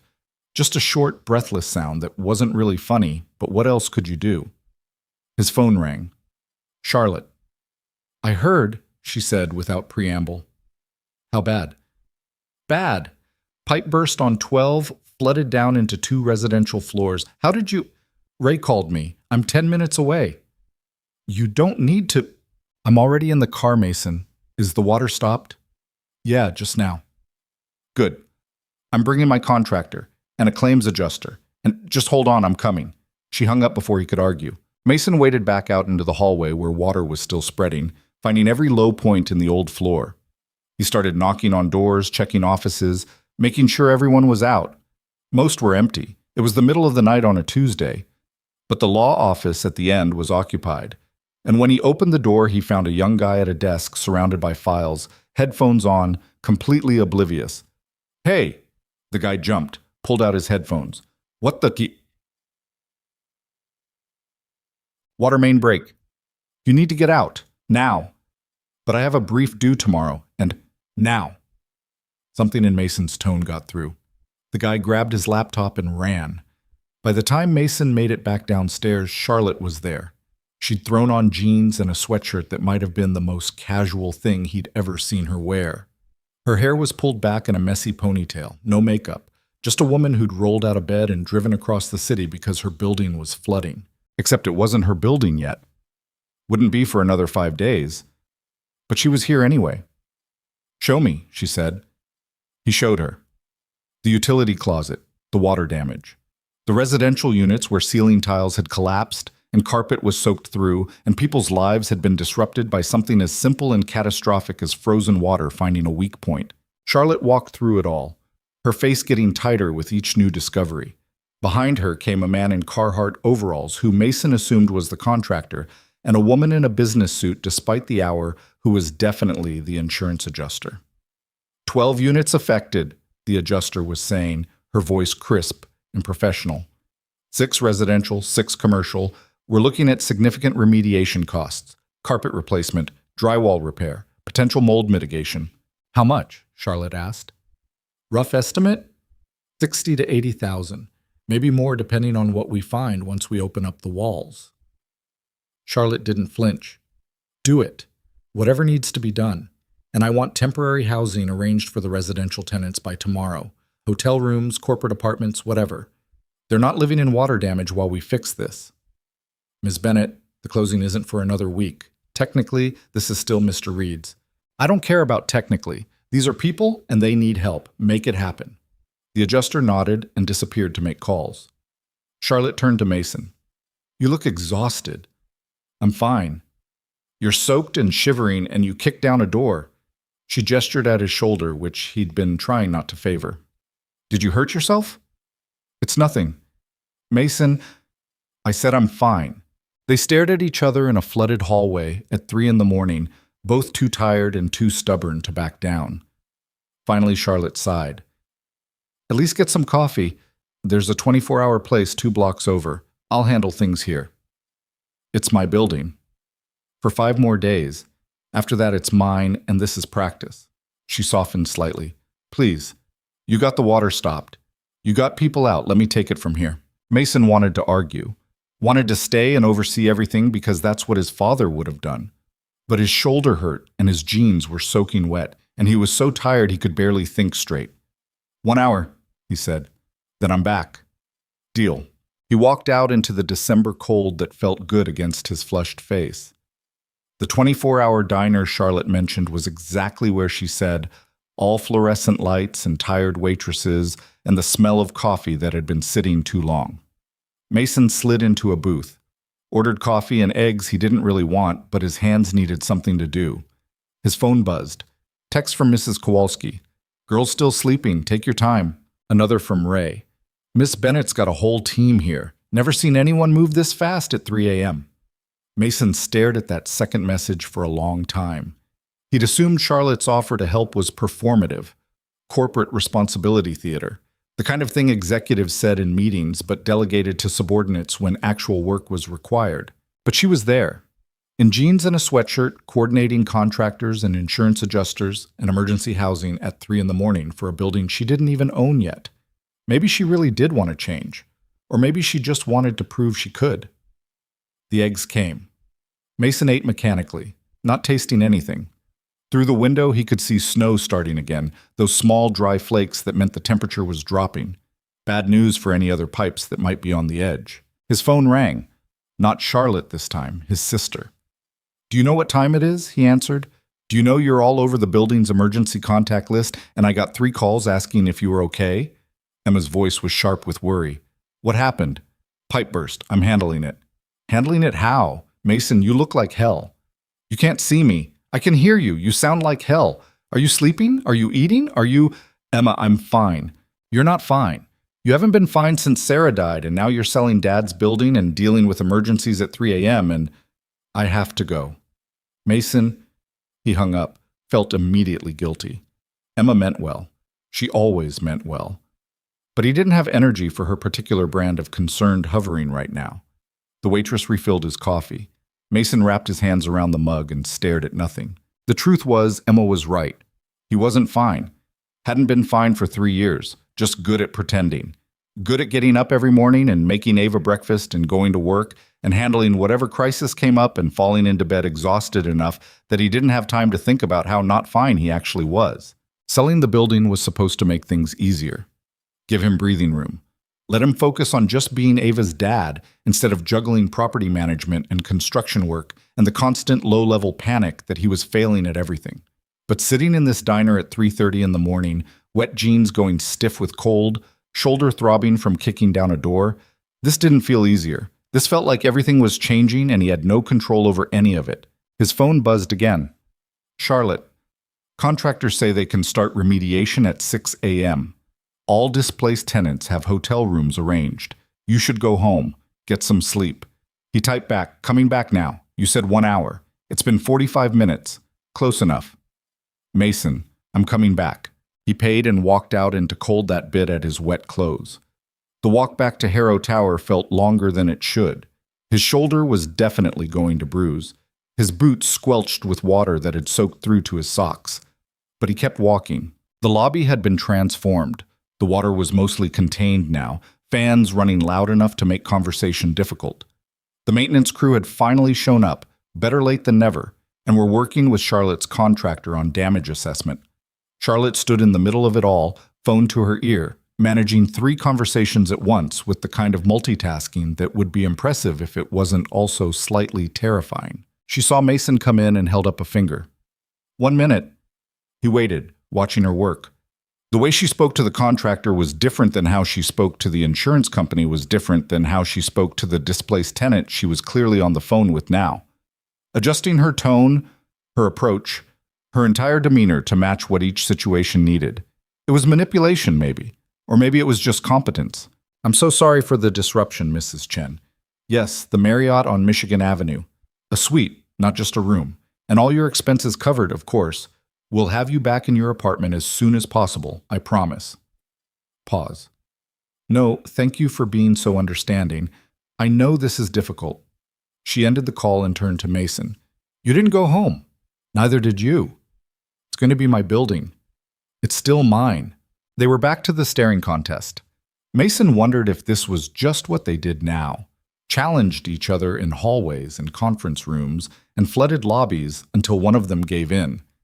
This time, Charlotte broke first. "Your shoulder," she said. "You're favoring it." "It's fine." "Let me see." "Charlotte." She stepped closer, reached for his jacket. Mason caught her hand without thinking, his fingers wrapping around her wrist. They both froze. Her wrist was small in his hand, delicate. He could feel her pulse racing against his palm. "Sorry," he said, letting go. Reflex. "It's okay." But she was looking at him differently now, like she was seeing something she hadn't noticed before. The moment stretched out, made awkward by the noise around them and the exhaustion pressing down and whatever had just passed between them that neither one wanted to acknowledge. Ray appeared at Charlotte's elbow, breaking the tension. "Miss Bennett, the contractor needs you upstairs." "Right. Yes, of course." She glanced at Mason once more. "Are you staying?" "For a while." "Okay, I'll be on 12 if you need me." She left. Mason stood in the lobby feeling like he'd just dodged something he couldn't quite name. The next several hours blurred together. Contractors coming and going, insurance documentation, calls to tenants. The sun came up pale and weak through the lobby windows, not really changing anything except making the mess more visible in daylight. Somewhere around 7, Charlotte came back downstairs looking more exhausted than Mason had ever seen her. She'd gotten her sweatshirt wet somehow, and her hair was falling out of its ponytail, and there was drywall dust on her cheek. "Damage is contained," she said. "Contractors are starting remediation. All tenants are taken care of. I think we're okay." "You did good," Mason said. "We did good." "No. This was you. You didn't have to be here. Could have let it be someone else's problem for 5 more days." Charlotte sat down on one of the lobby benches, not caring that her jeans were already filthy. "That's not how I want to do things anymore. Even at 3 in the morning, especially at 3 in the morning, that's when you find out who someone actually is. Not in meetings or negotiations, in the middle of the night when something breaks and you have to choose whether to show up or not." Mason sat down next to her. Not too close, just 2 tired people on a bench in a lobby that smelled like wet carpet and industrial fans. "My father used to say something like that," he said. "That character is what you do when nobody's watching." Smart man. He was, until his heart gave out in a utility closet fixing a light fixture he could have hired someone to fix. Charlotte was quiet for a moment. "Do you resent him for that? For working himself to death?" "Sometimes. Most times I just miss him." Mason rubbed his face. "He left me this building, and I've spent 5 years feeling like I didn't deserve it. Like I was just keeping it warm until someone who actually knew what they were doing came along. And now someone has." "Now someone has," he agreed. "And I'm terrified you're going to turn it into something he wouldn't recognize." The honesty surprised him, but it was too late to take it back. Charlotte didn't look offended, just thoughtful. What would he want it to be? Profitable enough to maintain, fair enough to be proud of, useful enough to matter. Mason gestured at the lobby, the building, everything. He could have sold this place 10 years ago for twice what I'm selling it for now. Could have retired rich, but he kept it because he believed buildings should serve their communities, not just their owners. That's a lot of pressure to live up to. Yeah, it is. They sat in silence while around them the building woke up to the crisis. Early morning tenants arriving for work and being redirected. Contractors hauling equipment. The distant sound of industrial fans running non-stop. "I want to do right by this place," Charlotte said finally. "By your father's legacy. By you. I'm just not sure I know how yet. That's why I'm staying on for 6 months. Is it? Or are you staying on because you don't know how to let go?" The question hit harder than Mason expected. He didn't have an answer. Charlotte's phone rang. She glanced at it, sighed. "My office. They're wondering where I am." "You should probably go." "Probably." But she didn't move. Just sat there looking at her phone like it was a test she didn't want to take. Do you ever get tired of it? Of always being responsible? Of always being the one who has to show up? Every day. But you do it anyway.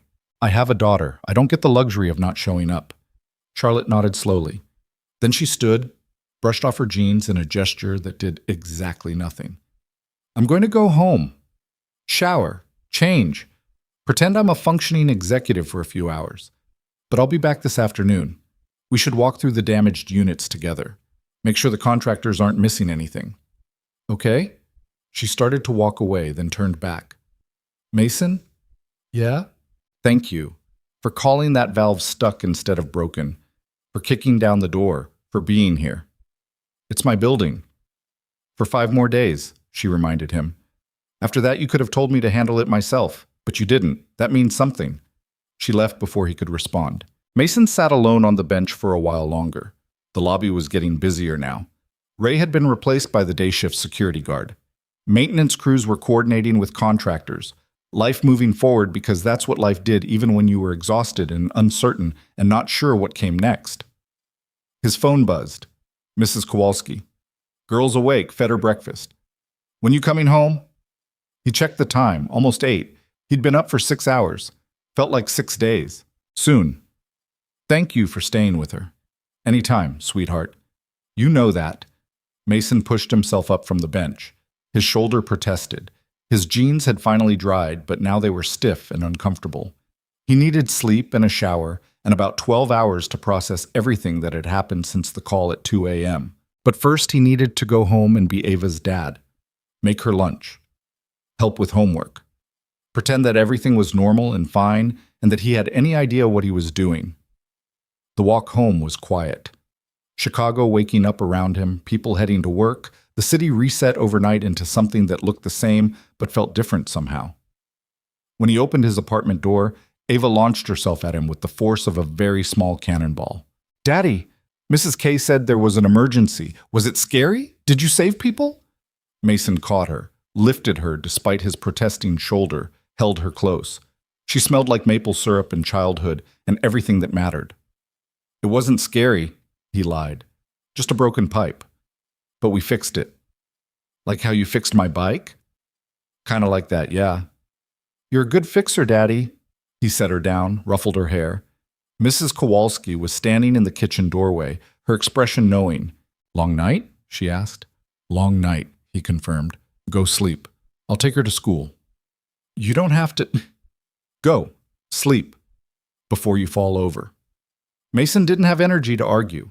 He thanked her, kissed Ava goodbye, and stumbled to his bedroom where he collapsed on top of the covers, still wearing his stiff jeans and damp boots. He was asleep in seconds. When he woke up, it was 2 in the afternoon, and his phone was full of messages. From Charlotte updating him on the contractors. From the insurance company asking for documentation. From his sister asking if he was okay. From tenants thanking him for responding so quickly. And one from a number he didn't recognize. This is Mrs. Patterson from the flower shop. Heard about last night. You're a good man like your father was. The building's lucky to have you both. Mason read that message 3 times. Then he got up, showered, changed into clean clothes, and headed back downtown because apparently he couldn't stay away even when he tried. Charlotte was already there when he arrived. She'd changed too, back to business casual, hair fixed, makeup in place. But there was something different about how she moved through the building. More careful, more aware. Like she was seeing it for the first time even though she'd been here dozens of times before. They walked the damaged units together, 10 and 11, where water had turned ceilings to mush and ruined carpet and turned people's homes into construction zones. Charlotte took notes on everything, not just the physical damage, but the personal stuff. Family photos that had gotten wet, a kid's homework ruined, an elderly man's medication that needed to be retrieved before mold remediation began. We need to do better than hotel rooms, she said in one particularly damaged unit. We need to help them actually live, not just exist in temporary housing. That's going to be expensive. I don't care, these are people's homes. They checked on the commercial units next. The law office where the young associate had been working late was fine, far enough from the water. But an architecture firm on 10 had lost equipment and files and was looking at weeks of recovery. Charlotte spent an hour with the firm's owner, a woman in her 50s who was trying very hard not to cry. We have insurance, the woman kept saying. We'll be fine. It's just, we have a pitch next week for the biggest project we've ever bid on, and now... What do you need? Charlotte asked. I'm sorry? To make that pitch, what do you need? Temporary office space, probably, equipment, somewhere to work while our space gets fixed. Charlotte pulled out her phone, made 2 calls, and within 15 minutes had arranged for the architecture firm to use an empty suite on 15 until their space was ready. The woman stared at her. You're just giving us space? I'm renting it to you for $1 a month until you're back in your office. That work? Yes. Thank you. I don't know what to say. Say you'll nail that pitch. Mason watched this exchange from the doorway. Watched Charlotte being exactly what the building needed in that moment. Not a landlord extracting maximum value, but someone who understood that helping people succeed was how you built something that mattered. When they left the architecture firm, Charlotte looked drained. That was good, Mason said. That was expensive. My CFO is going to have a stroke when he sees this month's numbers. But it was still good. Yeah. She smiled, tired but genuine. It was. They grabbed coffee from the lobby cafe. Real coffee, not the stuff from Marty's that tasted like nostalgia and regret. Sat at one of the small tables while around them the building hummed with activity. So, Charlotte said, 5 days until closing. 5 days. You nervous? Terrified. Me too. They sat with that admission. 2 people about to complete a transaction that would change both their lives in ways neither could quite predict. Can I ask you something? Charlotte said. Sure. Why are you really staying on as a consultant? And don't say it's about protecting your father's legacy or making sure I don't screw up. What's the actual reason? Mason thought about lying, about giving her the corporate answer that would sound good and mean nothing. But they'd been up together at 3 a.m, fighting water and exhaustion, and he owed her more than that. I don't know how to not be connected to this building, he said. It's been my whole adult life, my father's whole life. And when I sell it, I'm supposed to just, what? Walk away? Pretend it doesn't matter anymore? I can't do that. I don't know how. So you're staying because you're not ready to let go. Yeah, I guess I am. Charlotte nodded like she understood. That's honest. I appreciate honest. Your turn. Why did you really show up at 3 a.m.? You could have sent your property manager, could have handled it in the morning. Why come yourself? She was quiet for a long time. Because I wanted to prove something. To you, to myself. That I'm not just... She gestured vaguely. That I'm not just someone who shows up for meetings and signs checks. That I can actually do the work. Be the kind of owner this place deserves. You proved it. Did I? You were there. You made decisions. You helped people. Yeah, you proved it. Charlotte looked at him over her coffee cup, something complicated in her expression. It's strange. A week ago, I would have handled that pipe burst completely differently. Called my property manager, let them coordinate everything. Shown up in the morning to review damage reports, stayed removed. What changed? You made me look at that flower shop owner, and the lawyer, and all those people whose lives exist in this building. Made me see them instead of just seeing units and rent rolls. She set down her cup. It's harder this way, caring about them. It would be easier to just run the numbers and make decisions based on profit margins. Easier isn't always better. No, it's not. Around them, the cafe was filling up with the late afternoon crowd. Office workers grabbing caffeine for the final push to 5 o'clock. A couple of students with laptops and textbooks. The normal pulse of a building full of people living their lives. Mason's phone buzzed. Text from Ava. Did you fix everything? He smiled and typed back. Still working on it. You'll fix it. You always do. The simple faith of a 6-year-old. That her dad could fix anything. Be anywhere. Handle whatever broke. He wished he had that kind of confidence in himself. Charlotte was watching him. Everything okay? Yeah, just my daughter checking in. She's sweet. The way she defended you in the lobby that first day. Charlotte shook her head. I felt about 2 inches tall. You should have. I did. Still do sometimes. Good. Means you're learning. They finished their coffee. Made plans to meet again Thursday to walk through tenant renewals and lease negotiations. Charlotte left first, back to her office, and the pile of work she'd ignored all day. Mason stayed a while longer, watching the building move around him. Ray caught him on his way out. You heading home? Yeah, I got a kid who needs dinner. You're doing good work here, Mr. Reed. Both of you. Your father would be proud. Mason felt his throat tighten. Thanks, Ray. I mean it. This place. It matters. And you two are making sure it keeps mattering. That's worth something. Walking home through streets going dark, snow starting again in those gentle flakes that meant winter settling in for real, Mason thought about what mattered. Not the money from the sale, though that would help. Not the building itself, though that was significant. What mattered was that Charlotte Bennett had shown up at 3 in the morning, that she'd helped an architecture firm keep their dream alive, that she was learning to see people instead of units. What mattered was that maybe, just maybe, his father's building was going to someone who'd take care of it the right way. And maybe that was enough to let go. Or start learning how, anyway. The closing was scheduled for Thursday at 9 a.m. Mason woke up that morning with a knot in his stomach that coffee and determination couldn't untangle.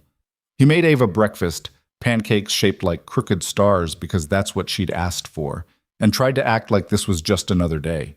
Like he wasn't about to sign away 40 years of his family's history in a conference room downtown. Are you sad, Daddy? Ava asked around a mouthful of pancake. Why would I be sad? Because you're giving away Grandpa's building. Mason set down his coffee mug.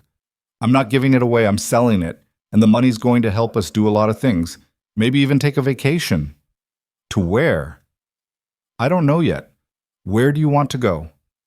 Ava thought about this with the seriousness she brought to all important decisions. Somewhere with penguins. Penguins live in cold places. I like cold. We live in Chicago. It's cold here. Different cold. Adventure cold. Mason smiled despite the knot in his stomach. Okay, adventure cold. We'll figure it out.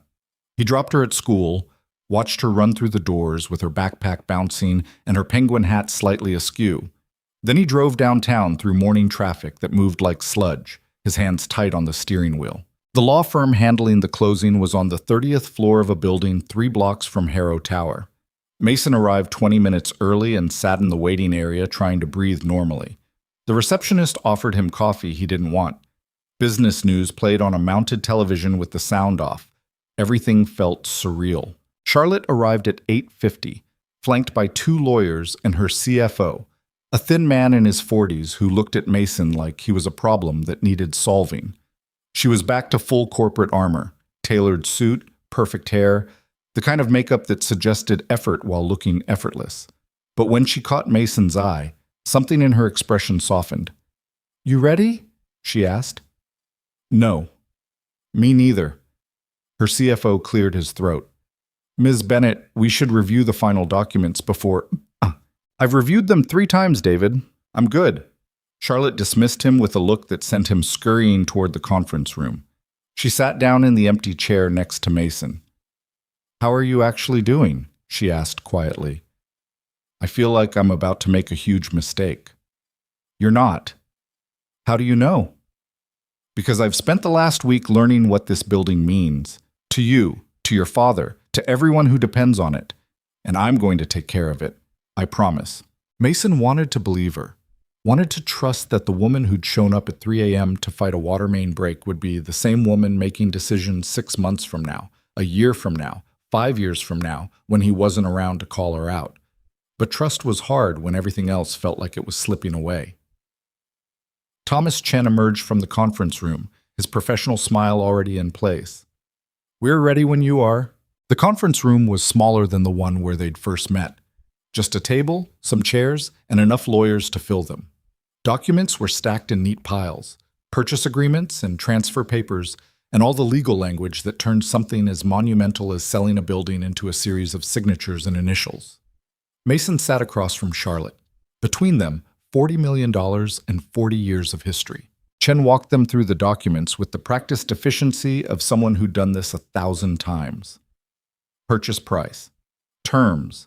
Contingencies that had all been met, the property inspection that had found minor issues all resolved, the title search that had come back clean, everything was in order, everything was perfect. And Mason felt like he was drowning. He signed where they told him to sign, initialed where they told him to initial, listened to explanations he barely processed about escrow and wire transfers, and when exactly the building would officially change hands. Across the table, Charlotte did the same. Her signatures were quick and confident. She barely glanced at documents her lawyers had probably already explained 17 times. This was easy for her. Just another acquisition, another property added to her portfolio. Except she kept looking at him, checking in with her eyes even when her hands were signing contracts, making sure he was okay, even though there was nothing she could do if he wasn't. Final signatures here, Chen said, sliding 2 documents across the table. And we're done. Mason picked up the pen. This was it. The moment. Once he signed this last paper, Harrow Tower would belong to Charlotte Bennett. The building his father had poured his life into. The legacy Thomas Reed had left behind. Mason's hand hovered over the signature line. He thought about his father, about learning to wire electrical boxes in the basement when he was 12, about summers spent helping renovate units, painting walls, fixing toilets, doing all the unglamorous work that kept a building running, about the pride in his father's voice when he'd talk about the tenants like they were family. He thought about Ava asking if he was sad. He thought about Charlotte in a flooded lobby at 3 in the morning, covered in drywall dust and refusing to let someone else handle it. He signed. Charlotte signed. Chen collected the documents with a satisfied nod. Congratulations. As of this moment, ownership transfers to Bennett Property Holdings. Ms. Bennett, you now own Harrow Tower. There should have been champagne, or celebration, or something to mark the occasion. Instead, there was just silence. Mason stood up. His legs felt unsteady. "Excuse me," he said. "I need a minute." He walked out before anyone could respond, found the bathroom down the hall, and locked himself in a stall like a kid hiding at school. Pressed his palms against the cold metal walls and tried to breathe through whatever was happening in his chest. He'd done the right thing. He knew that. The building needed someone who could give it the attention it deserved. Someone who wasn't trying to balance it with a construction business and single parenthood and the constant exhaustion of just barely keeping everything together. Charlotte could do that. Would do that. But right now, in this bathroom stall, all Mason felt was loss. A knock on the bathroom door. "Mason?" Charlotte's voice. "I'm fine," he called back. "You're not. And that's okay." He heard her come in, heard the door swing shut behind her. She shouldn't be in here. This was the men's room, but apparently she didn't care. "Can you give me a minute?" Mason asked. "No." He unlocked the stall door. Charlotte was leaning against the sink, arms crossed, watching him with an expression that was part concern and part understanding. "This is weird," he said. "You being in here." "I've done weirder." She paused. That sounded wrong. Despite everything, Mason almost laughed. "You think?" "I meant in business. I've done weirder things in business. That's not actually better." Now she did smile, just a little. Fair point. Mason went to the sink, ran cold water, splashed it on his face. The reflection looking back at him was tired. Older than 32 had any right to look. "I thought I was ready," he said. "Thought I'd made peace with this. And now? Now I feel like I just gave away the only thing my father left me that actually mattered." Charlotte was quiet for a moment. "Can I tell you something? When my mother died, she left me exactly $437 and a Bible with her name written inside.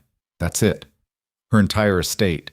And I remember sitting at her funeral thinking that I'd failed her, that I'd spent so much time building my career and proving I could succeed that I'd barely seen her the last 2 years of her life." Mason looked at her reflection in the mirror. "The money doesn't matter," Charlotte continued. "The building doesn't matter. What matters is what you do with what you're given. Your father gave you a building and you kept it running. You took care of people. You showed up at 3 in the morning when pipes burst. That's not nothing, Mason. That's everything. But now it's yours. Now it's mine," she agreed. "And I'm going to take care of it because you taught me how. Because you showed me what it means to see people instead of profit margins. Because your father's legacy isn't the building itself. It's the way you learn to treat people with dignity. That doesn't transfer with the deed. You take that with you." Mason turned around, leaned back against the sink. "When did you get so wise?" "About a week ago when a construction worker in a coffee-stained jacket called me out for being a terrible person." "I never said you were terrible." "You didn't have to. Your daughter did." They stood in the bathroom that smelled like industrial soap and air freshener, and Mason felt something shift in his chest. Not the knot untangling completely, but loosening, just enough to breathe. "Thank you," he said. For what? For showing up, for giving a damn, for being someone I can trust with this. Charlotte pushed off from the sink. Come on, we should get back before they think we're doing something inappropriate in here. We are in the men's room. Details. They walked back to the conference room where lawyers were packing up documents and Charlotte's CFO was typing furiously on his phone. Chen looked relieved when they appeared. Everything all right? He asked. Everything's fine, Charlotte said. Just needed to discuss some transition details. Of course. Well, unless there are any other questions, I think we're concluded here. Handshakes all around. Congratulations that felt hollow. Charlotte's team filing out with their briefcases and their phones, and their certainty that they'd just completed a successful acquisition. Mason was the last to leave. He paused at the door, looked back at the conference room where he'd just signed away his father's legacy, and felt that loosening in his chest expand into something that almost felt like peace. Charlotte was waiting for him in the hallway. Buy you lunch? She asked. Shouldn't you be getting back to your office? Probably, but I'm playing hooky. Come on, I know a place. The place she knew turned out to be a hole-in-the-wall Thai restaurant, tucked between a dry cleaner and a currency exchange. The kind of spot you'd walk past 100 times without noticing. Inside it was small and cramped, and the menu was written on a chalkboard in handwriting so messy it was barely legible. This is your place? Mason asked. I used to come here when I was in grad school, working 3 jobs, taking out loans I'm still paying off, eating pad thai that cost $4 because it was all I could afford. Charlotte slid into a booth that had duct tape holding the vinyl together. I haven't been back in probably 5 years. Why today? Because today feels like it should be marked somehow. And champagne in a boardroom wasn't right. This felt right. A woman emerged from the kitchen, tiny, probably 60, with gray hair and an apron covered in stains. Her face lit up when she saw Charlotte. Charlotte Bennett, I thought you were dead. Charlotte laughed. Hi, Mrs. Somchai. You disappear for 5 years, I assume dead. But no, you just become too fancy for my restaurant. I'm not too fancy. I've just been busy. Too busy for pad thai? That's too busy. Mrs. Somchai turned her attention to Mason. Who's this? Boyfriend? Business associate? Charlotte said quickly. Business associate. Mrs. Somchai made a face like she didn't believe that for a second. Fine. What do you want to eat? They ordered pad thai for Charlotte, drunken noodles for Mason, spring rolls to share. Mrs. Somchai disappeared into the kitchen muttering something in Thai that probably wasn't complimentary. She seems nice, Mason said. She's terrifying, but her food is incredible.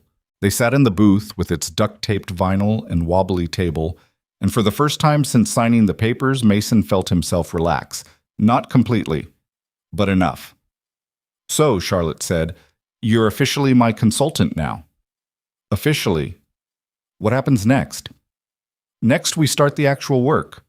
Lease renewals, tenant relations, making sure your property management team understands that profit isn't the only metric that matters. My CFO is going to love that. Your CFO can deal with it. Charlotte smiled. He really is going to hate you. Good, I'm not here to be liked. Their food arrived in portions that were probably twice what they'd ordered. Mrs. Somchai set down plates with authority. You eat, she commanded. Both of you too skinny. I'm not too skinny, Mason protested. You are skinny. Eat. She disappeared again. Charlotte was already digging into her pad thai with the enthusiasm of someone revisiting a memory. Oh my God, she said around a mouthful. I forgot how good this is. Mason tried his noodles. She wasn't wrong. Whatever Mrs. Somchai was doing in that kitchen, it worked. They ate in comfortable silence for a while. Outside, the lunch rush was picking up. People hurrying past the windows, bundled against the cold, living their lives without knowing that the 2 people in the corner booth had just completed a $40 million transaction. Can I ask you something? Charlotte said. You're going to anyway. What are you going to do with the money? Mason had been thinking about that question for weeks. Pay off my mortgage, set up a college fund for Ava, take that vacation she wants to somewhere with adventure cold and penguins. He paused. Save the rest. For emergencies, for the future, for whatever comes next. That's very responsible. I have a kid. Responsible is kind of the job. You could do something for yourself, though. Buy something. Take a real vacation. Actually enjoy it. I am enjoying it. Knowing my daughter's education is covered, that's enjoyment. Charlotte set down her fork. You're a better person than I am. I'm not. I'm just tired of pretending money is the point. What is the point? Mason thought about Ava's face that morning. Her absolute certainty that penguins and adventure cold were important. Her trust that he'd figure it out because he always did. The point is being there, he said. Showing up. Making sure the people who depend on you know they can depend on you. Everything else is just, he gestured vaguely. Details. Charlotte was watching him with an expression he couldn't quite read. Your wife. Ava's mother. What happened? The question came out of nowhere but somehow didn't feel intrusive. Just honest. Like she was trying to understand him, and that required knowing the parts he usually kept hidden. Cancer, Mason said. Pancreatic. By the time they found it, it was stage 4. She was gone in 3 months. I'm sorry. Yeah, me too. Mason picked at his noodles. Ava was 3. Barely understood what was happening. Just knew Mommy was sick, and then Mommy was gone, and Daddy was trying to hold everything together while falling apart. How did you do it? I don't know. I just woke up every morning and made breakfast and changed diapers and went to work and came home and read bedtime stories and fell into bed and did it again the next day. Eventually, the days turned into weeks, turned into months, turned into 3 years, and here we are. That's not nothing. Feels like nothing sometimes. Charlotte reached across the table, put her hand on his. The gesture was surprising, intimate in a way that had nothing to do with romance and everything to do with human connection. It's not nothing, she said again. You raised a daughter who defends her father to strangers, who draws pictures of buildings because she's proud of you, who believes you can fix anything. That's everything, Mason. He looked at her hand on his, small, warm, steady. Thank you, he said. She pulled her hand back, seemed to realize what she'd done, looked slightly embarrassed. Sorry, I don't usually... I'm not a very touchy person. It's okay. I appreciated it. They finished lunch while Mrs. Somchai watched from the kitchen with eagle eyes and an expression that suggested she was still convinced they were dating. When the check came, Charlotte grabbed it before Mason could. My treat, she said. We're celebrating. Celebrating what? New beginnings, second chances, really good pad thai. She left cash on the table and stood. Come on, I want to show you something. They walked back toward Harrow Tower through streets that had warmed up slightly. The sun was actually visible today, weak but present, trying its best to cut through Chicago winter gray. Charlotte led him to the building and up to the 40th floor, the same conference room where they'd first met. The same floor-to-ceiling windows with the same view of the city, but something was different. On the wall behind where she'd sat that first day was a framed photograph, black and white. A construction worker, young, maybe late 20s, standing in front of a modest office building. He was smiling at the camera, hard hat in hand, pride evident in his stance. Mason's breath caught. Where did you get that? Ray had it. Said your father kept it in his office. It's from when he first bought this building. Before the renovations. Before everything. Charlotte stood next to him, both of them looking at the photograph. I wanted it here, as a reminder. Of what? That buildings are built by people. For people. That the numbers and the deals and the profit margins, all of that is secondary to the humans involved. She turned to look at him. That's what you've been trying to teach me, what your father understood. I wanted something to help me remember on days when it's easy to forget. Mason stared at the photograph of his father, 20-something years old, full of dreams and determination. No idea that 40 years later, his son would be standing in this room, looking at this picture and trying not to cry. He'd like this, Mason said quietly. He'd like that you're trying. I am trying. I'm going to keep trying. And when I screw up, because I will screw up, I need you to call me out. Same way you did in the lobby, that first day. That's a lot of pressure to put on your consultant. Good thing I'm paying you well. Mason smiled despite the tightness in his throat. We never discussed payment. We'll figure it out. Probably more than you'd charge and less than you deserve. They stood in front of the photograph for a while longer. Then Charlotte's phone started buzzing with the insistence of an office that had been without its CEO for too long. I have to go, she said reluctantly. Conference call in 15 minutes, but thank you for today. for trusting me with this. Thank you for earning that trust. She left in a hurry, heels clicking down the hallway, already on her phone before she reached the elevator. Back to being the powerful CEO who ran a multi-million-dollar investment firm. But she'd been something else today, something more human, more real. Mason stood alone in the conference room, looking at his father's photograph and out at the city beyond the windows. His city. His father's city. Now, Charlotte's responsibility.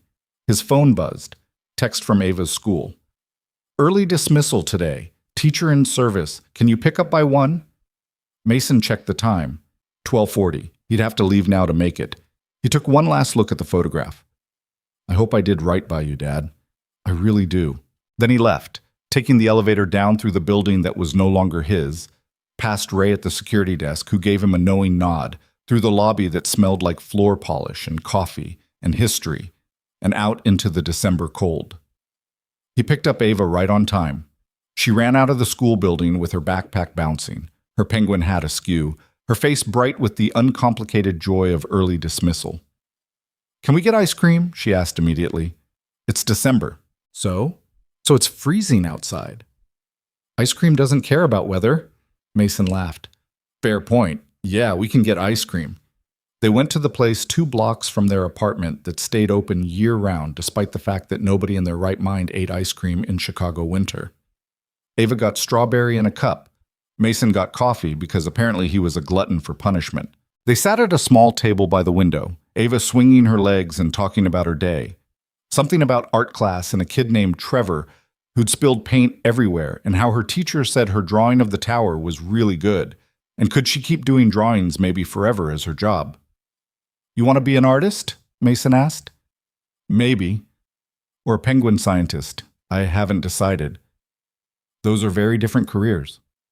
I have time. 6 years old and already more certain about life than he was. Mason envied that. Daddy? Ava was looking at him with those serious eyes. Did you sell the building today? Yeah, baby, I did. Are you sad? He thought about that.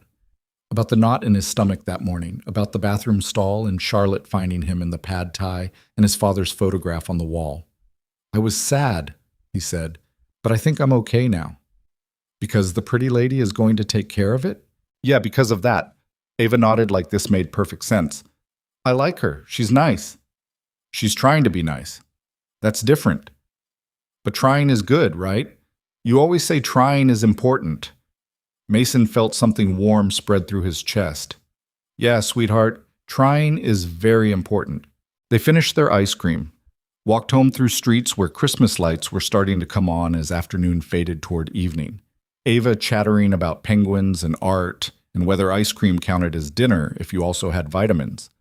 The apartment was cold again, the radiator acting up for the 4th time this month. Mason made a mental note to call the super, then realized that with the money from the sale, he could just move somewhere with heat that actually worked. The thought should have been exciting. Freedom, options, the ability to choose where they lived instead of just making do with what they could afford. But all Mason felt was tired. He made Ava an actual dinner, chicken nuggets and carrots because he was out of energy for anything more creative. She ate while watching a show about ocean animals that she'd seen 17 times before. He cleaned up the kitchen and thought about Charlotte and the building and his father's photograph and what came next. His phone buzzed. Text from Charlotte. Sent over the consulting agreement, take your time reviewing. No rush. He opened the attachment, scrolled through pages of legal language that boiled down to, he'd spend 6 months helping her manage the transition, she'd pay him more than he'd expected, and they'd figure out the rest as they went. At the bottom, a note in what looked like her actual handwriting. Thank you for giving me a chance to prove I can do this right. I won't let you down. Mason typed back. I know you won't. Then he signed the agreement electronically and sent it back before he could second-guess himself.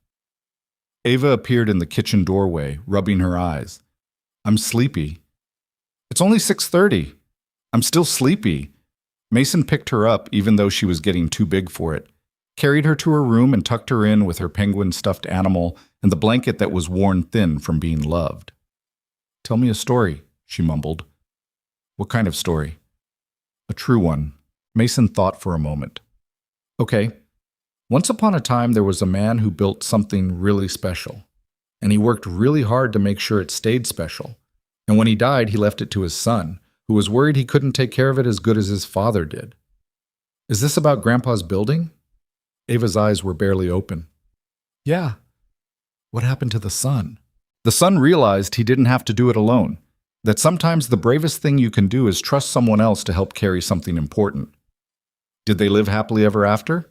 Mason smoothed her hair back from her face. They're still working on it, but I think they're going to be okay. Good, Ava yawned. I like happy stories. Me too, baby. She was asleep in minutes. Mason sat on the edge of her bed watching her breathe, this small human who'd become his entire world, and felt the weight of the day finally settle on his shoulders. He'd sold his father's building, he'd trusted Charlotte Bennett. He'd taken a leap into uncertainty. And somehow, sitting in his daughter's room with the radiator clanging and Mrs. Kowalski's television humming through the walls and all the ordinary sounds of their ordinary life, Mason felt like maybe he'd done the right thing. Maybe his father would be proud. Maybe Charlotte would keep her promises. Maybe 6 months from now, he'd be able to let go completely. Or maybe he'd just learned that letting go wasn't the point, that staying connected while learning to trust someone else. That was the point. Mason stood up carefully, kissed Ava's forehead, and walked out to his own room where exhaustion was waiting to claim him. Tomorrow he'd start his new job as a consultant. Tomorrow he'd help Charlotte navigate the complicated reality of owning a building full of people with lives and dreams and problems. Tomorrow he'd figure out what came next.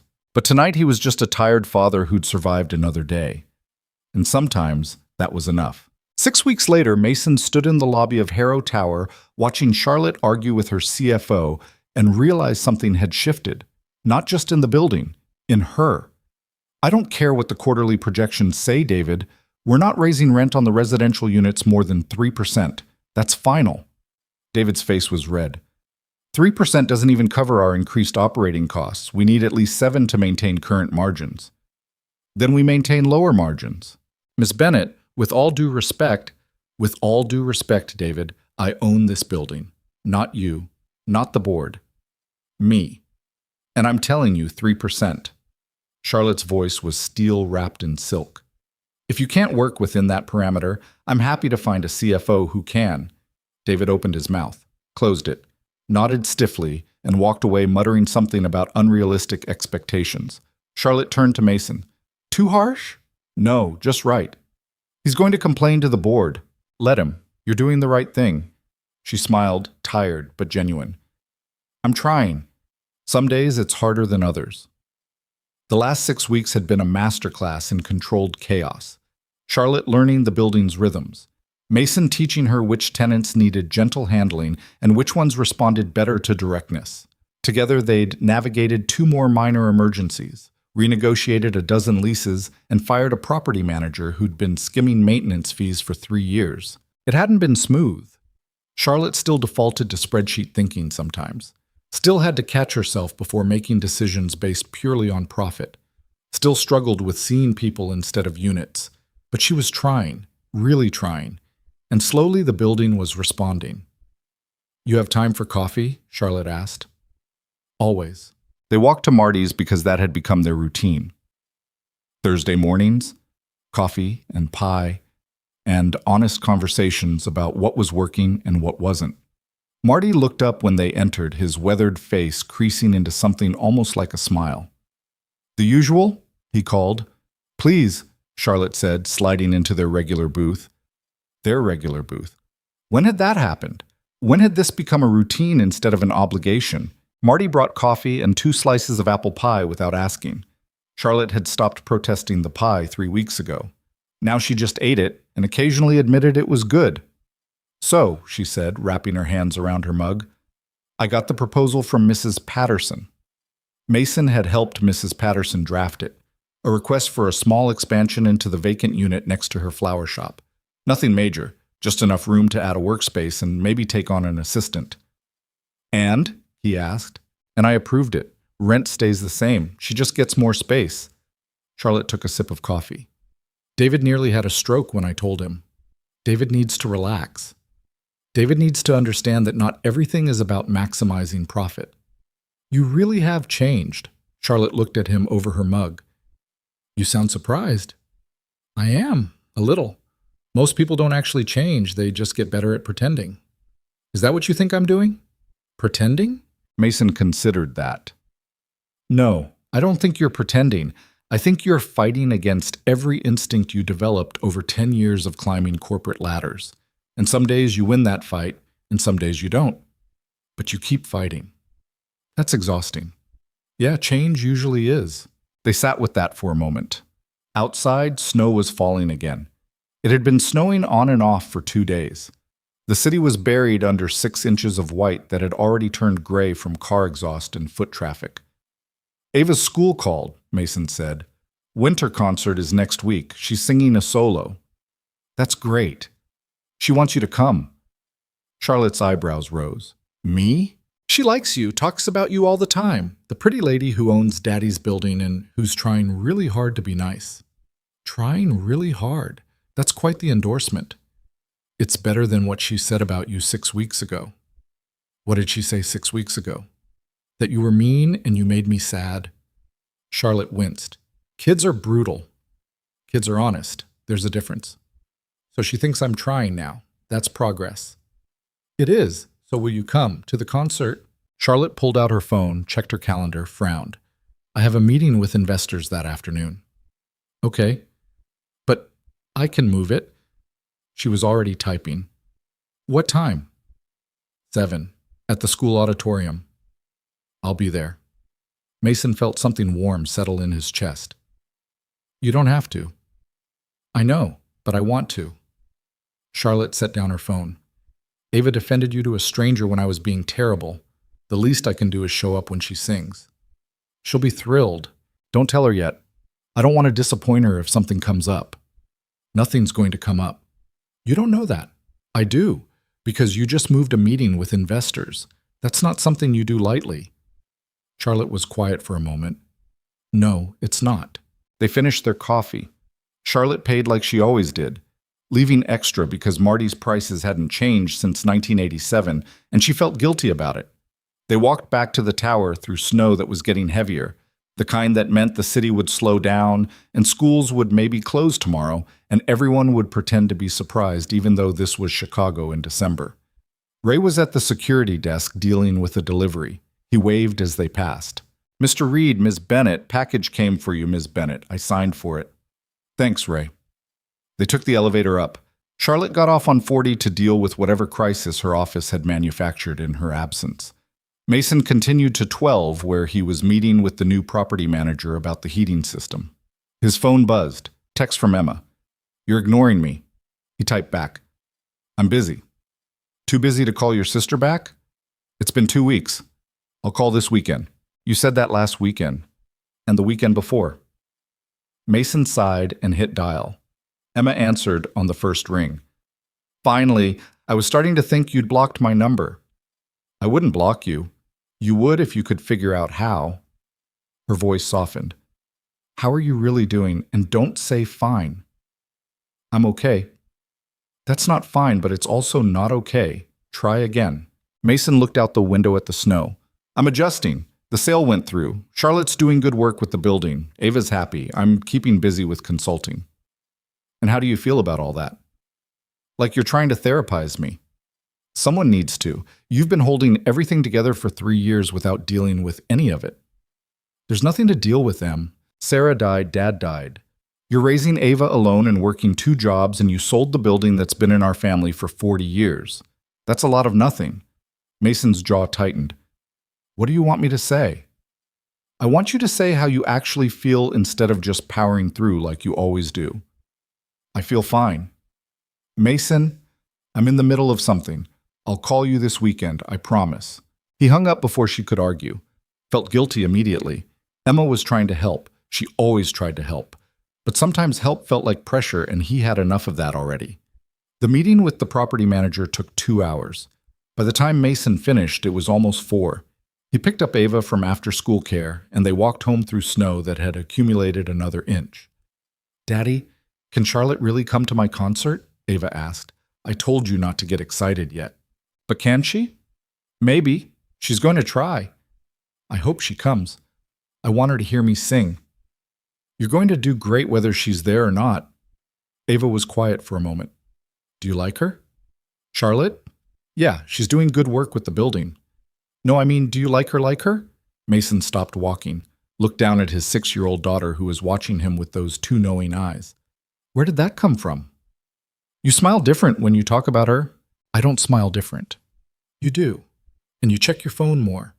And last week you wore your nice shirt on Thursday, and you only wear nice shirts for special things. Mason had no idea what to say to that. Charlotte is my business partner, that's all. Okay? Ava didn't sound convinced. They got home. Mason made dinner, spaghetti, because it was easy, and Ava actually ate it. They did homework, read stories, the normal routine of their normal life. But later, after Ava was asleep and Mason was sitting alone in the kitchen with a beer he wasn't really drinking, he thought about what she'd said. Do you like her? The question was absurd. Charlotte was what? His business partner, his friend, maybe, if you could call someone you'd known for 6 weeks and who'd started by insulting your daughter a friend. Someone he respected. Someone he was helping. But like her? In that way? No, that was ridiculous. Except he had worn his nice shirt on Thursday, and he did check his phone more often. And when she laughed at something he said, he felt something warm in his chest that had nothing to do with coffee or pie or business arrangements. Mason took a drink of beer that had gone warm. You're an idiot, he told himself. His phone buzzed. Text from Charlotte. Confirmed for the concert. Moved 3 meetings. Don't make me regret this. He smiled despite himself. Typed back, you won't. Ava's going to be thrilled. What about you? Are you thrilled that my daughter gets to show off for someone she admires? Yeah. I'm thrilled. Good. See you Thursday. Mason stared at that message for longer than he should. Then he set his phone down and finished his warm beer and went to bed without thinking too hard about 6-year-olds who noticed things like different smiles and nice shirts. Thursday arrived cold and clear. The kind of winter day where the sky was blue and painful to look at, and the sun gave light without warmth. Mason dropped Ava at school, went to the tower for a meeting about lease renewals, had lunch with Charlotte where they argued about rent control policies and didn't agree on anything but somehow still enjoyed themselves, then picked up Ava early so she could get ready for the concert. She changed outfits 4 times, argued about whether her penguin hat counted as formal wear, finally settled on a red dress and tights that didn't quite match but she loved anyway. Do I look pretty? She asked, twirling in front of the mirror. You look beautiful. Will Charlotte think so? Charlotte will think you look perfect. They arrived at the school at 6:30. The auditorium was already filling up, parents and grandparents and siblings all packed into seats that were too small and too close together. The stage was decorated with paper snowflakes and a banner that said Winter Wonderland in letters that definitely involved glitter, and probably some crying first graders. Mason found seats near the middle, saved one for Charlotte with his coat, 6:45. No Charlotte. 6:50. Still no Charlotte. Ava kept turning around to look at the entrance. Is she coming? She said she would. But what if she doesn't? Then we'll still have a great time watching you sing. But Ava looked disappointed, and Mason felt anger starting to build in his chest. If Charlotte had blown this off, if she'd let his daughter down after promising. At 6:58, Charlotte rushed through the auditorium doors. She was still in her business suit, her hair slightly messy like she'd been running, her face flushed from cold. She spotted Mason, waved, started making her way down the row. Sorry, she said breathlessly, sliding into the seat he'd saved. Meeting ran long and then traffic was terrible and... Sorry, I made it though. Ava was beaming. You came. Of course I came. I promised. Charlotte smoothed her hair, tried to look composed. You look beautiful, by the way. That dress is perfect. Daddy said you'd think so. Daddy was right. The lights dimmed. A teacher walked on stage to welcome everyone and explain the program. Mason settled into his seat, very aware of Charlotte sitting next to him.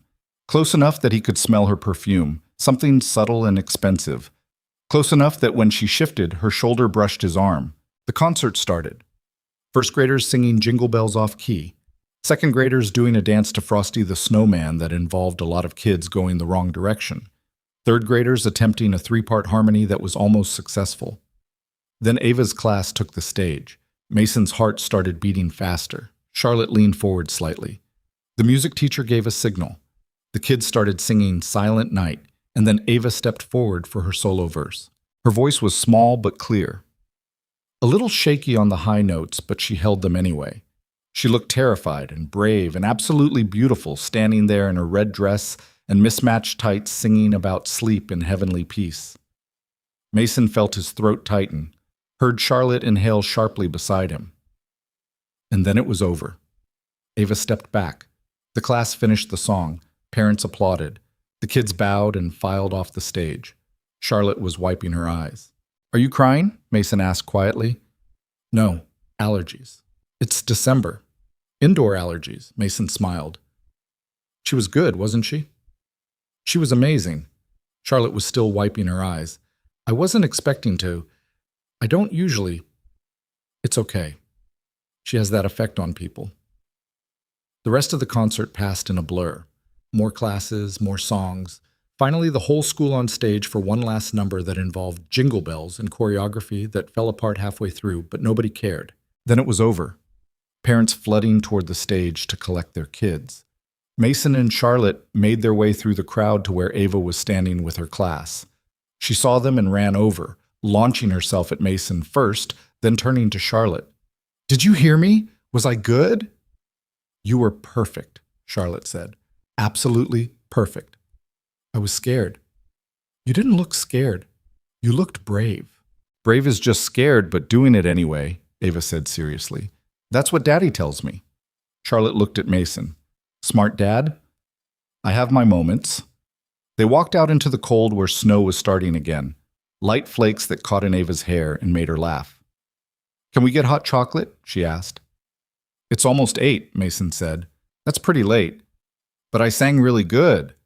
"Really well," Mason corrected automatically. "Really well. So can we?" Charlotte spoke up before Mason could answer. "There's a place 2 blocks from here that makes incredible hot chocolate. My treat. If that's okay with your dad?" Ava looked at Mason with pleading eyes. "Yeah," he said. "Okay, but just one. Then home and bed." The place Charlotte knew was a small cafe that stayed open late and catered to the after-concert crowd.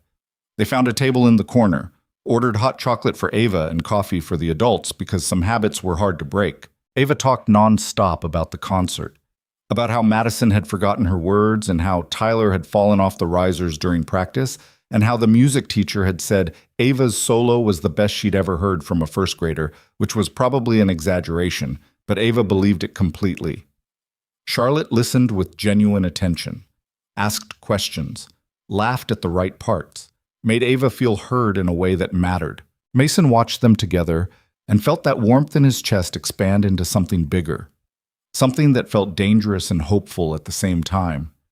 When Ava's hot chocolate was gone and her energy was finally starting to fade, they bundled back into coats and scarves and headed out into the night.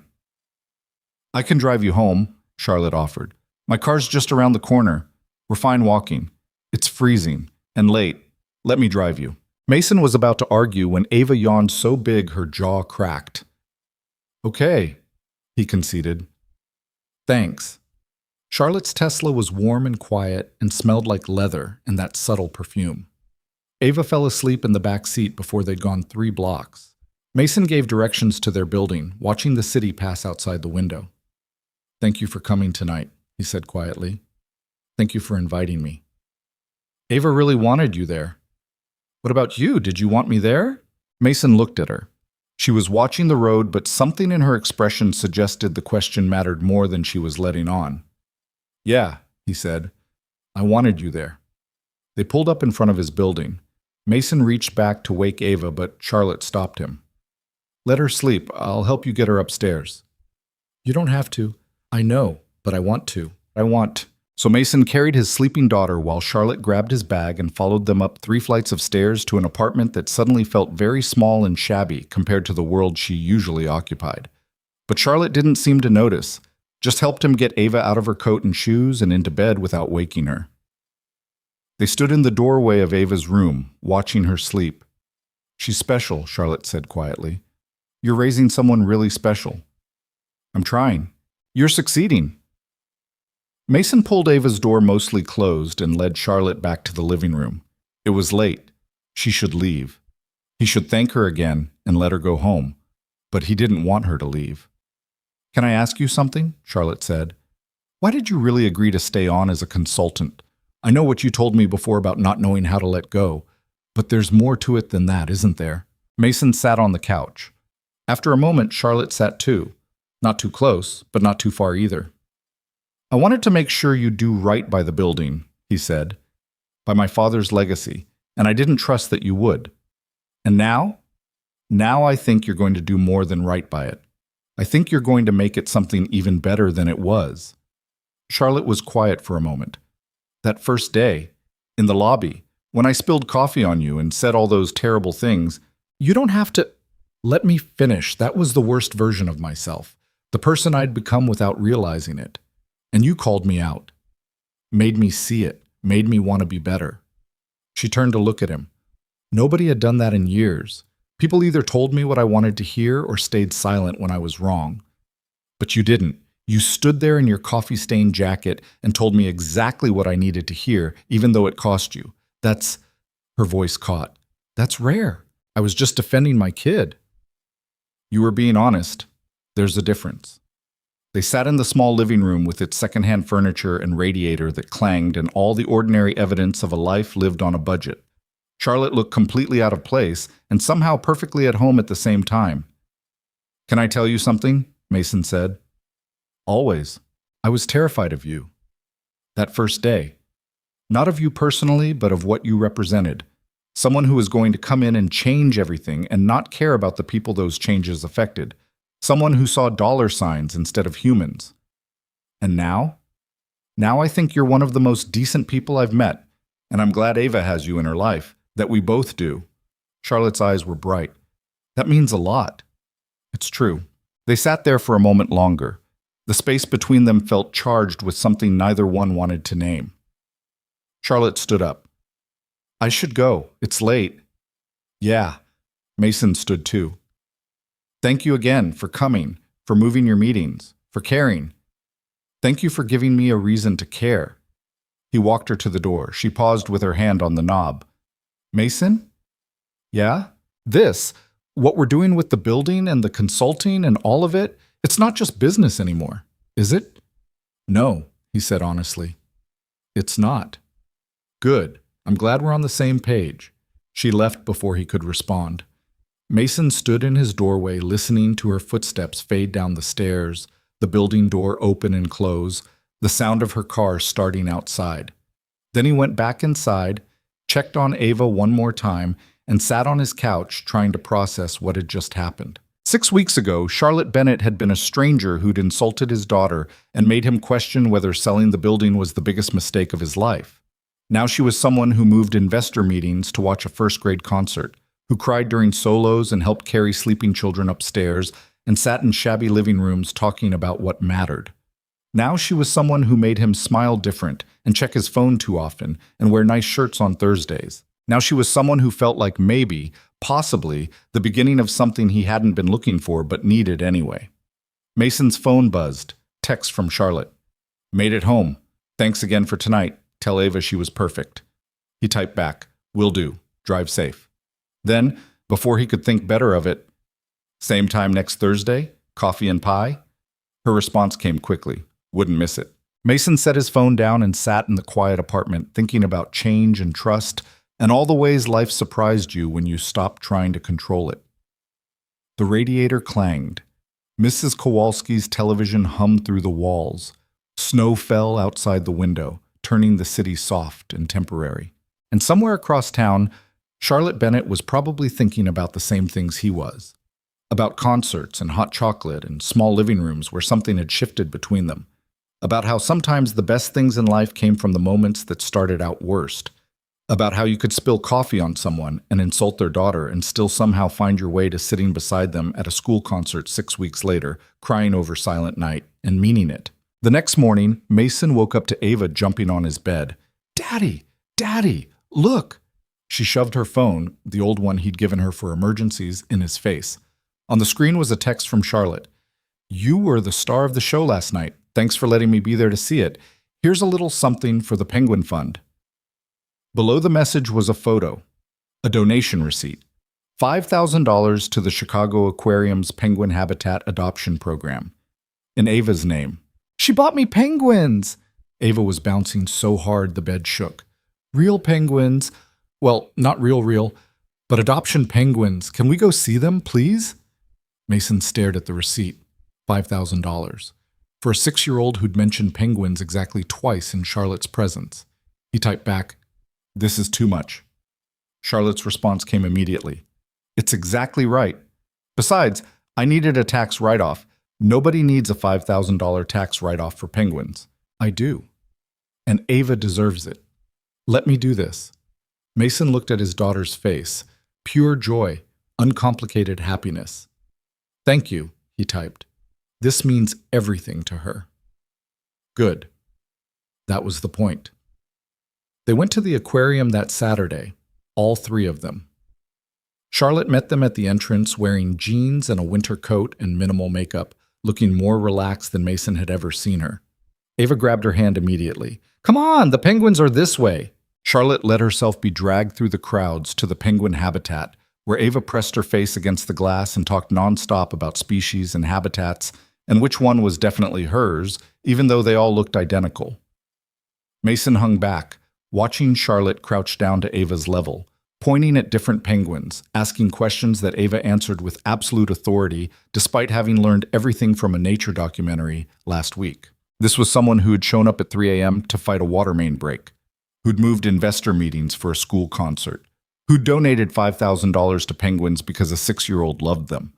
This was someone who was trying, really trying. And somewhere in the last 6 weeks, Mason had stopped seeing her as the woman who'd spilled coffee on him and started seeing her as someone who mattered, someone who fit into his life in ways he hadn't expected and didn't entirely understand but didn't want to lose. They spent 3 hours at the aquarium, saw dolphins and sharks and a beluga whale that made Ava scream with delight. Got lunch at the cafe where Ava insisted on fish sticks because it's only fair we eat fish where fish live. Charlotte laughed, an actual full laugh that made her whole face light up. And Mason thought, I'm in trouble, because this felt like more than business, more than friendship, more than any of the safe categories he'd been using to avoid admitting what was actually happening. This felt like falling for someone, which was terrifying because he hadn't fallen for anyone since Sarah, hadn't wanted to, hadn't had room in his life for anything except survival and Ava and getting through each day without completely falling apart. But here he was, in an aquarium, watching Charlotte help his daughter identify different species of jellyfish, feeling something warm and dangerous growing in his chest. His phone rang. Emma. He almost didn't answer, but she'd been calling all week and he'd been avoiding her, and eventually he'd have to deal with that. Hey, he answered, stepping away from Charlotte and Ava. Finally, I was starting to think you'd died. Emma's voice was sharp. Where have you been? Busy. Too busy to call your sister? I'm calling now. Because I called you first. She sighed. Look, I'm worried about you. You sold Dad's building. You're consulting for some CEO you barely know. I'm fine, Em. You keep saying that, but I don't believe you. When are you going to actually deal with everything instead of just pushing through? Mason watched Ava point at something in a tank, watched Charlotte lean in to see better, watched 2 people he cared about existing in the same space and making each other happy. I am dealing with it, he said quietly, just not the way you think I should. What does that mean? It means I'm figuring things out, on my own timeline, in my own way. And I need you to trust that I know what I'm doing. Do you? Know what you're doing? Mason thought about that, about coffee at Marty's and lease negotiations and pipe bursts at 3 a.m., about school concerts and penguin donations and the way Charlotte looked at him, sometimes like she was seeing something she hadn't expected either. No, he admitted, but I'm okay with that. Emma was quiet for a moment. Who's the woman? What woman? The one I can hear in the background. The one who's making you sound different. There's no... Mason stopped. How do you do that? I'm your sister. I know things. So who is she? Her name's Charlotte. She bought the building. And? And we're working together, and she's been good for Ava, and I don't know what else to tell you. You could tell me if you like her." Mason looked across the aquarium at Charlotte, who was now carrying Ava on her shoulders so she could see into a tall tank, both of them laughing about something. "Yeah," he said. "I like her." "Good. You deserve to like someone. You deserve to be happy." "I am happy. I mean, actually happy. Not just functioning happy." "I know what you meant." They talked for a few more minutes. Emma extracted a promise that he'd call more often and maybe visit Portland in the spring and stop avoiding her like she was the enemy. Then she let him go. Mason walked back to Charlotte and Ava. They were sitting on a bench now, Ava between them, eating ice cream despite the fact that it was barely 1 in the afternoon. "Everything okay?" Charlotte asked. "Yeah, just my sister checking in."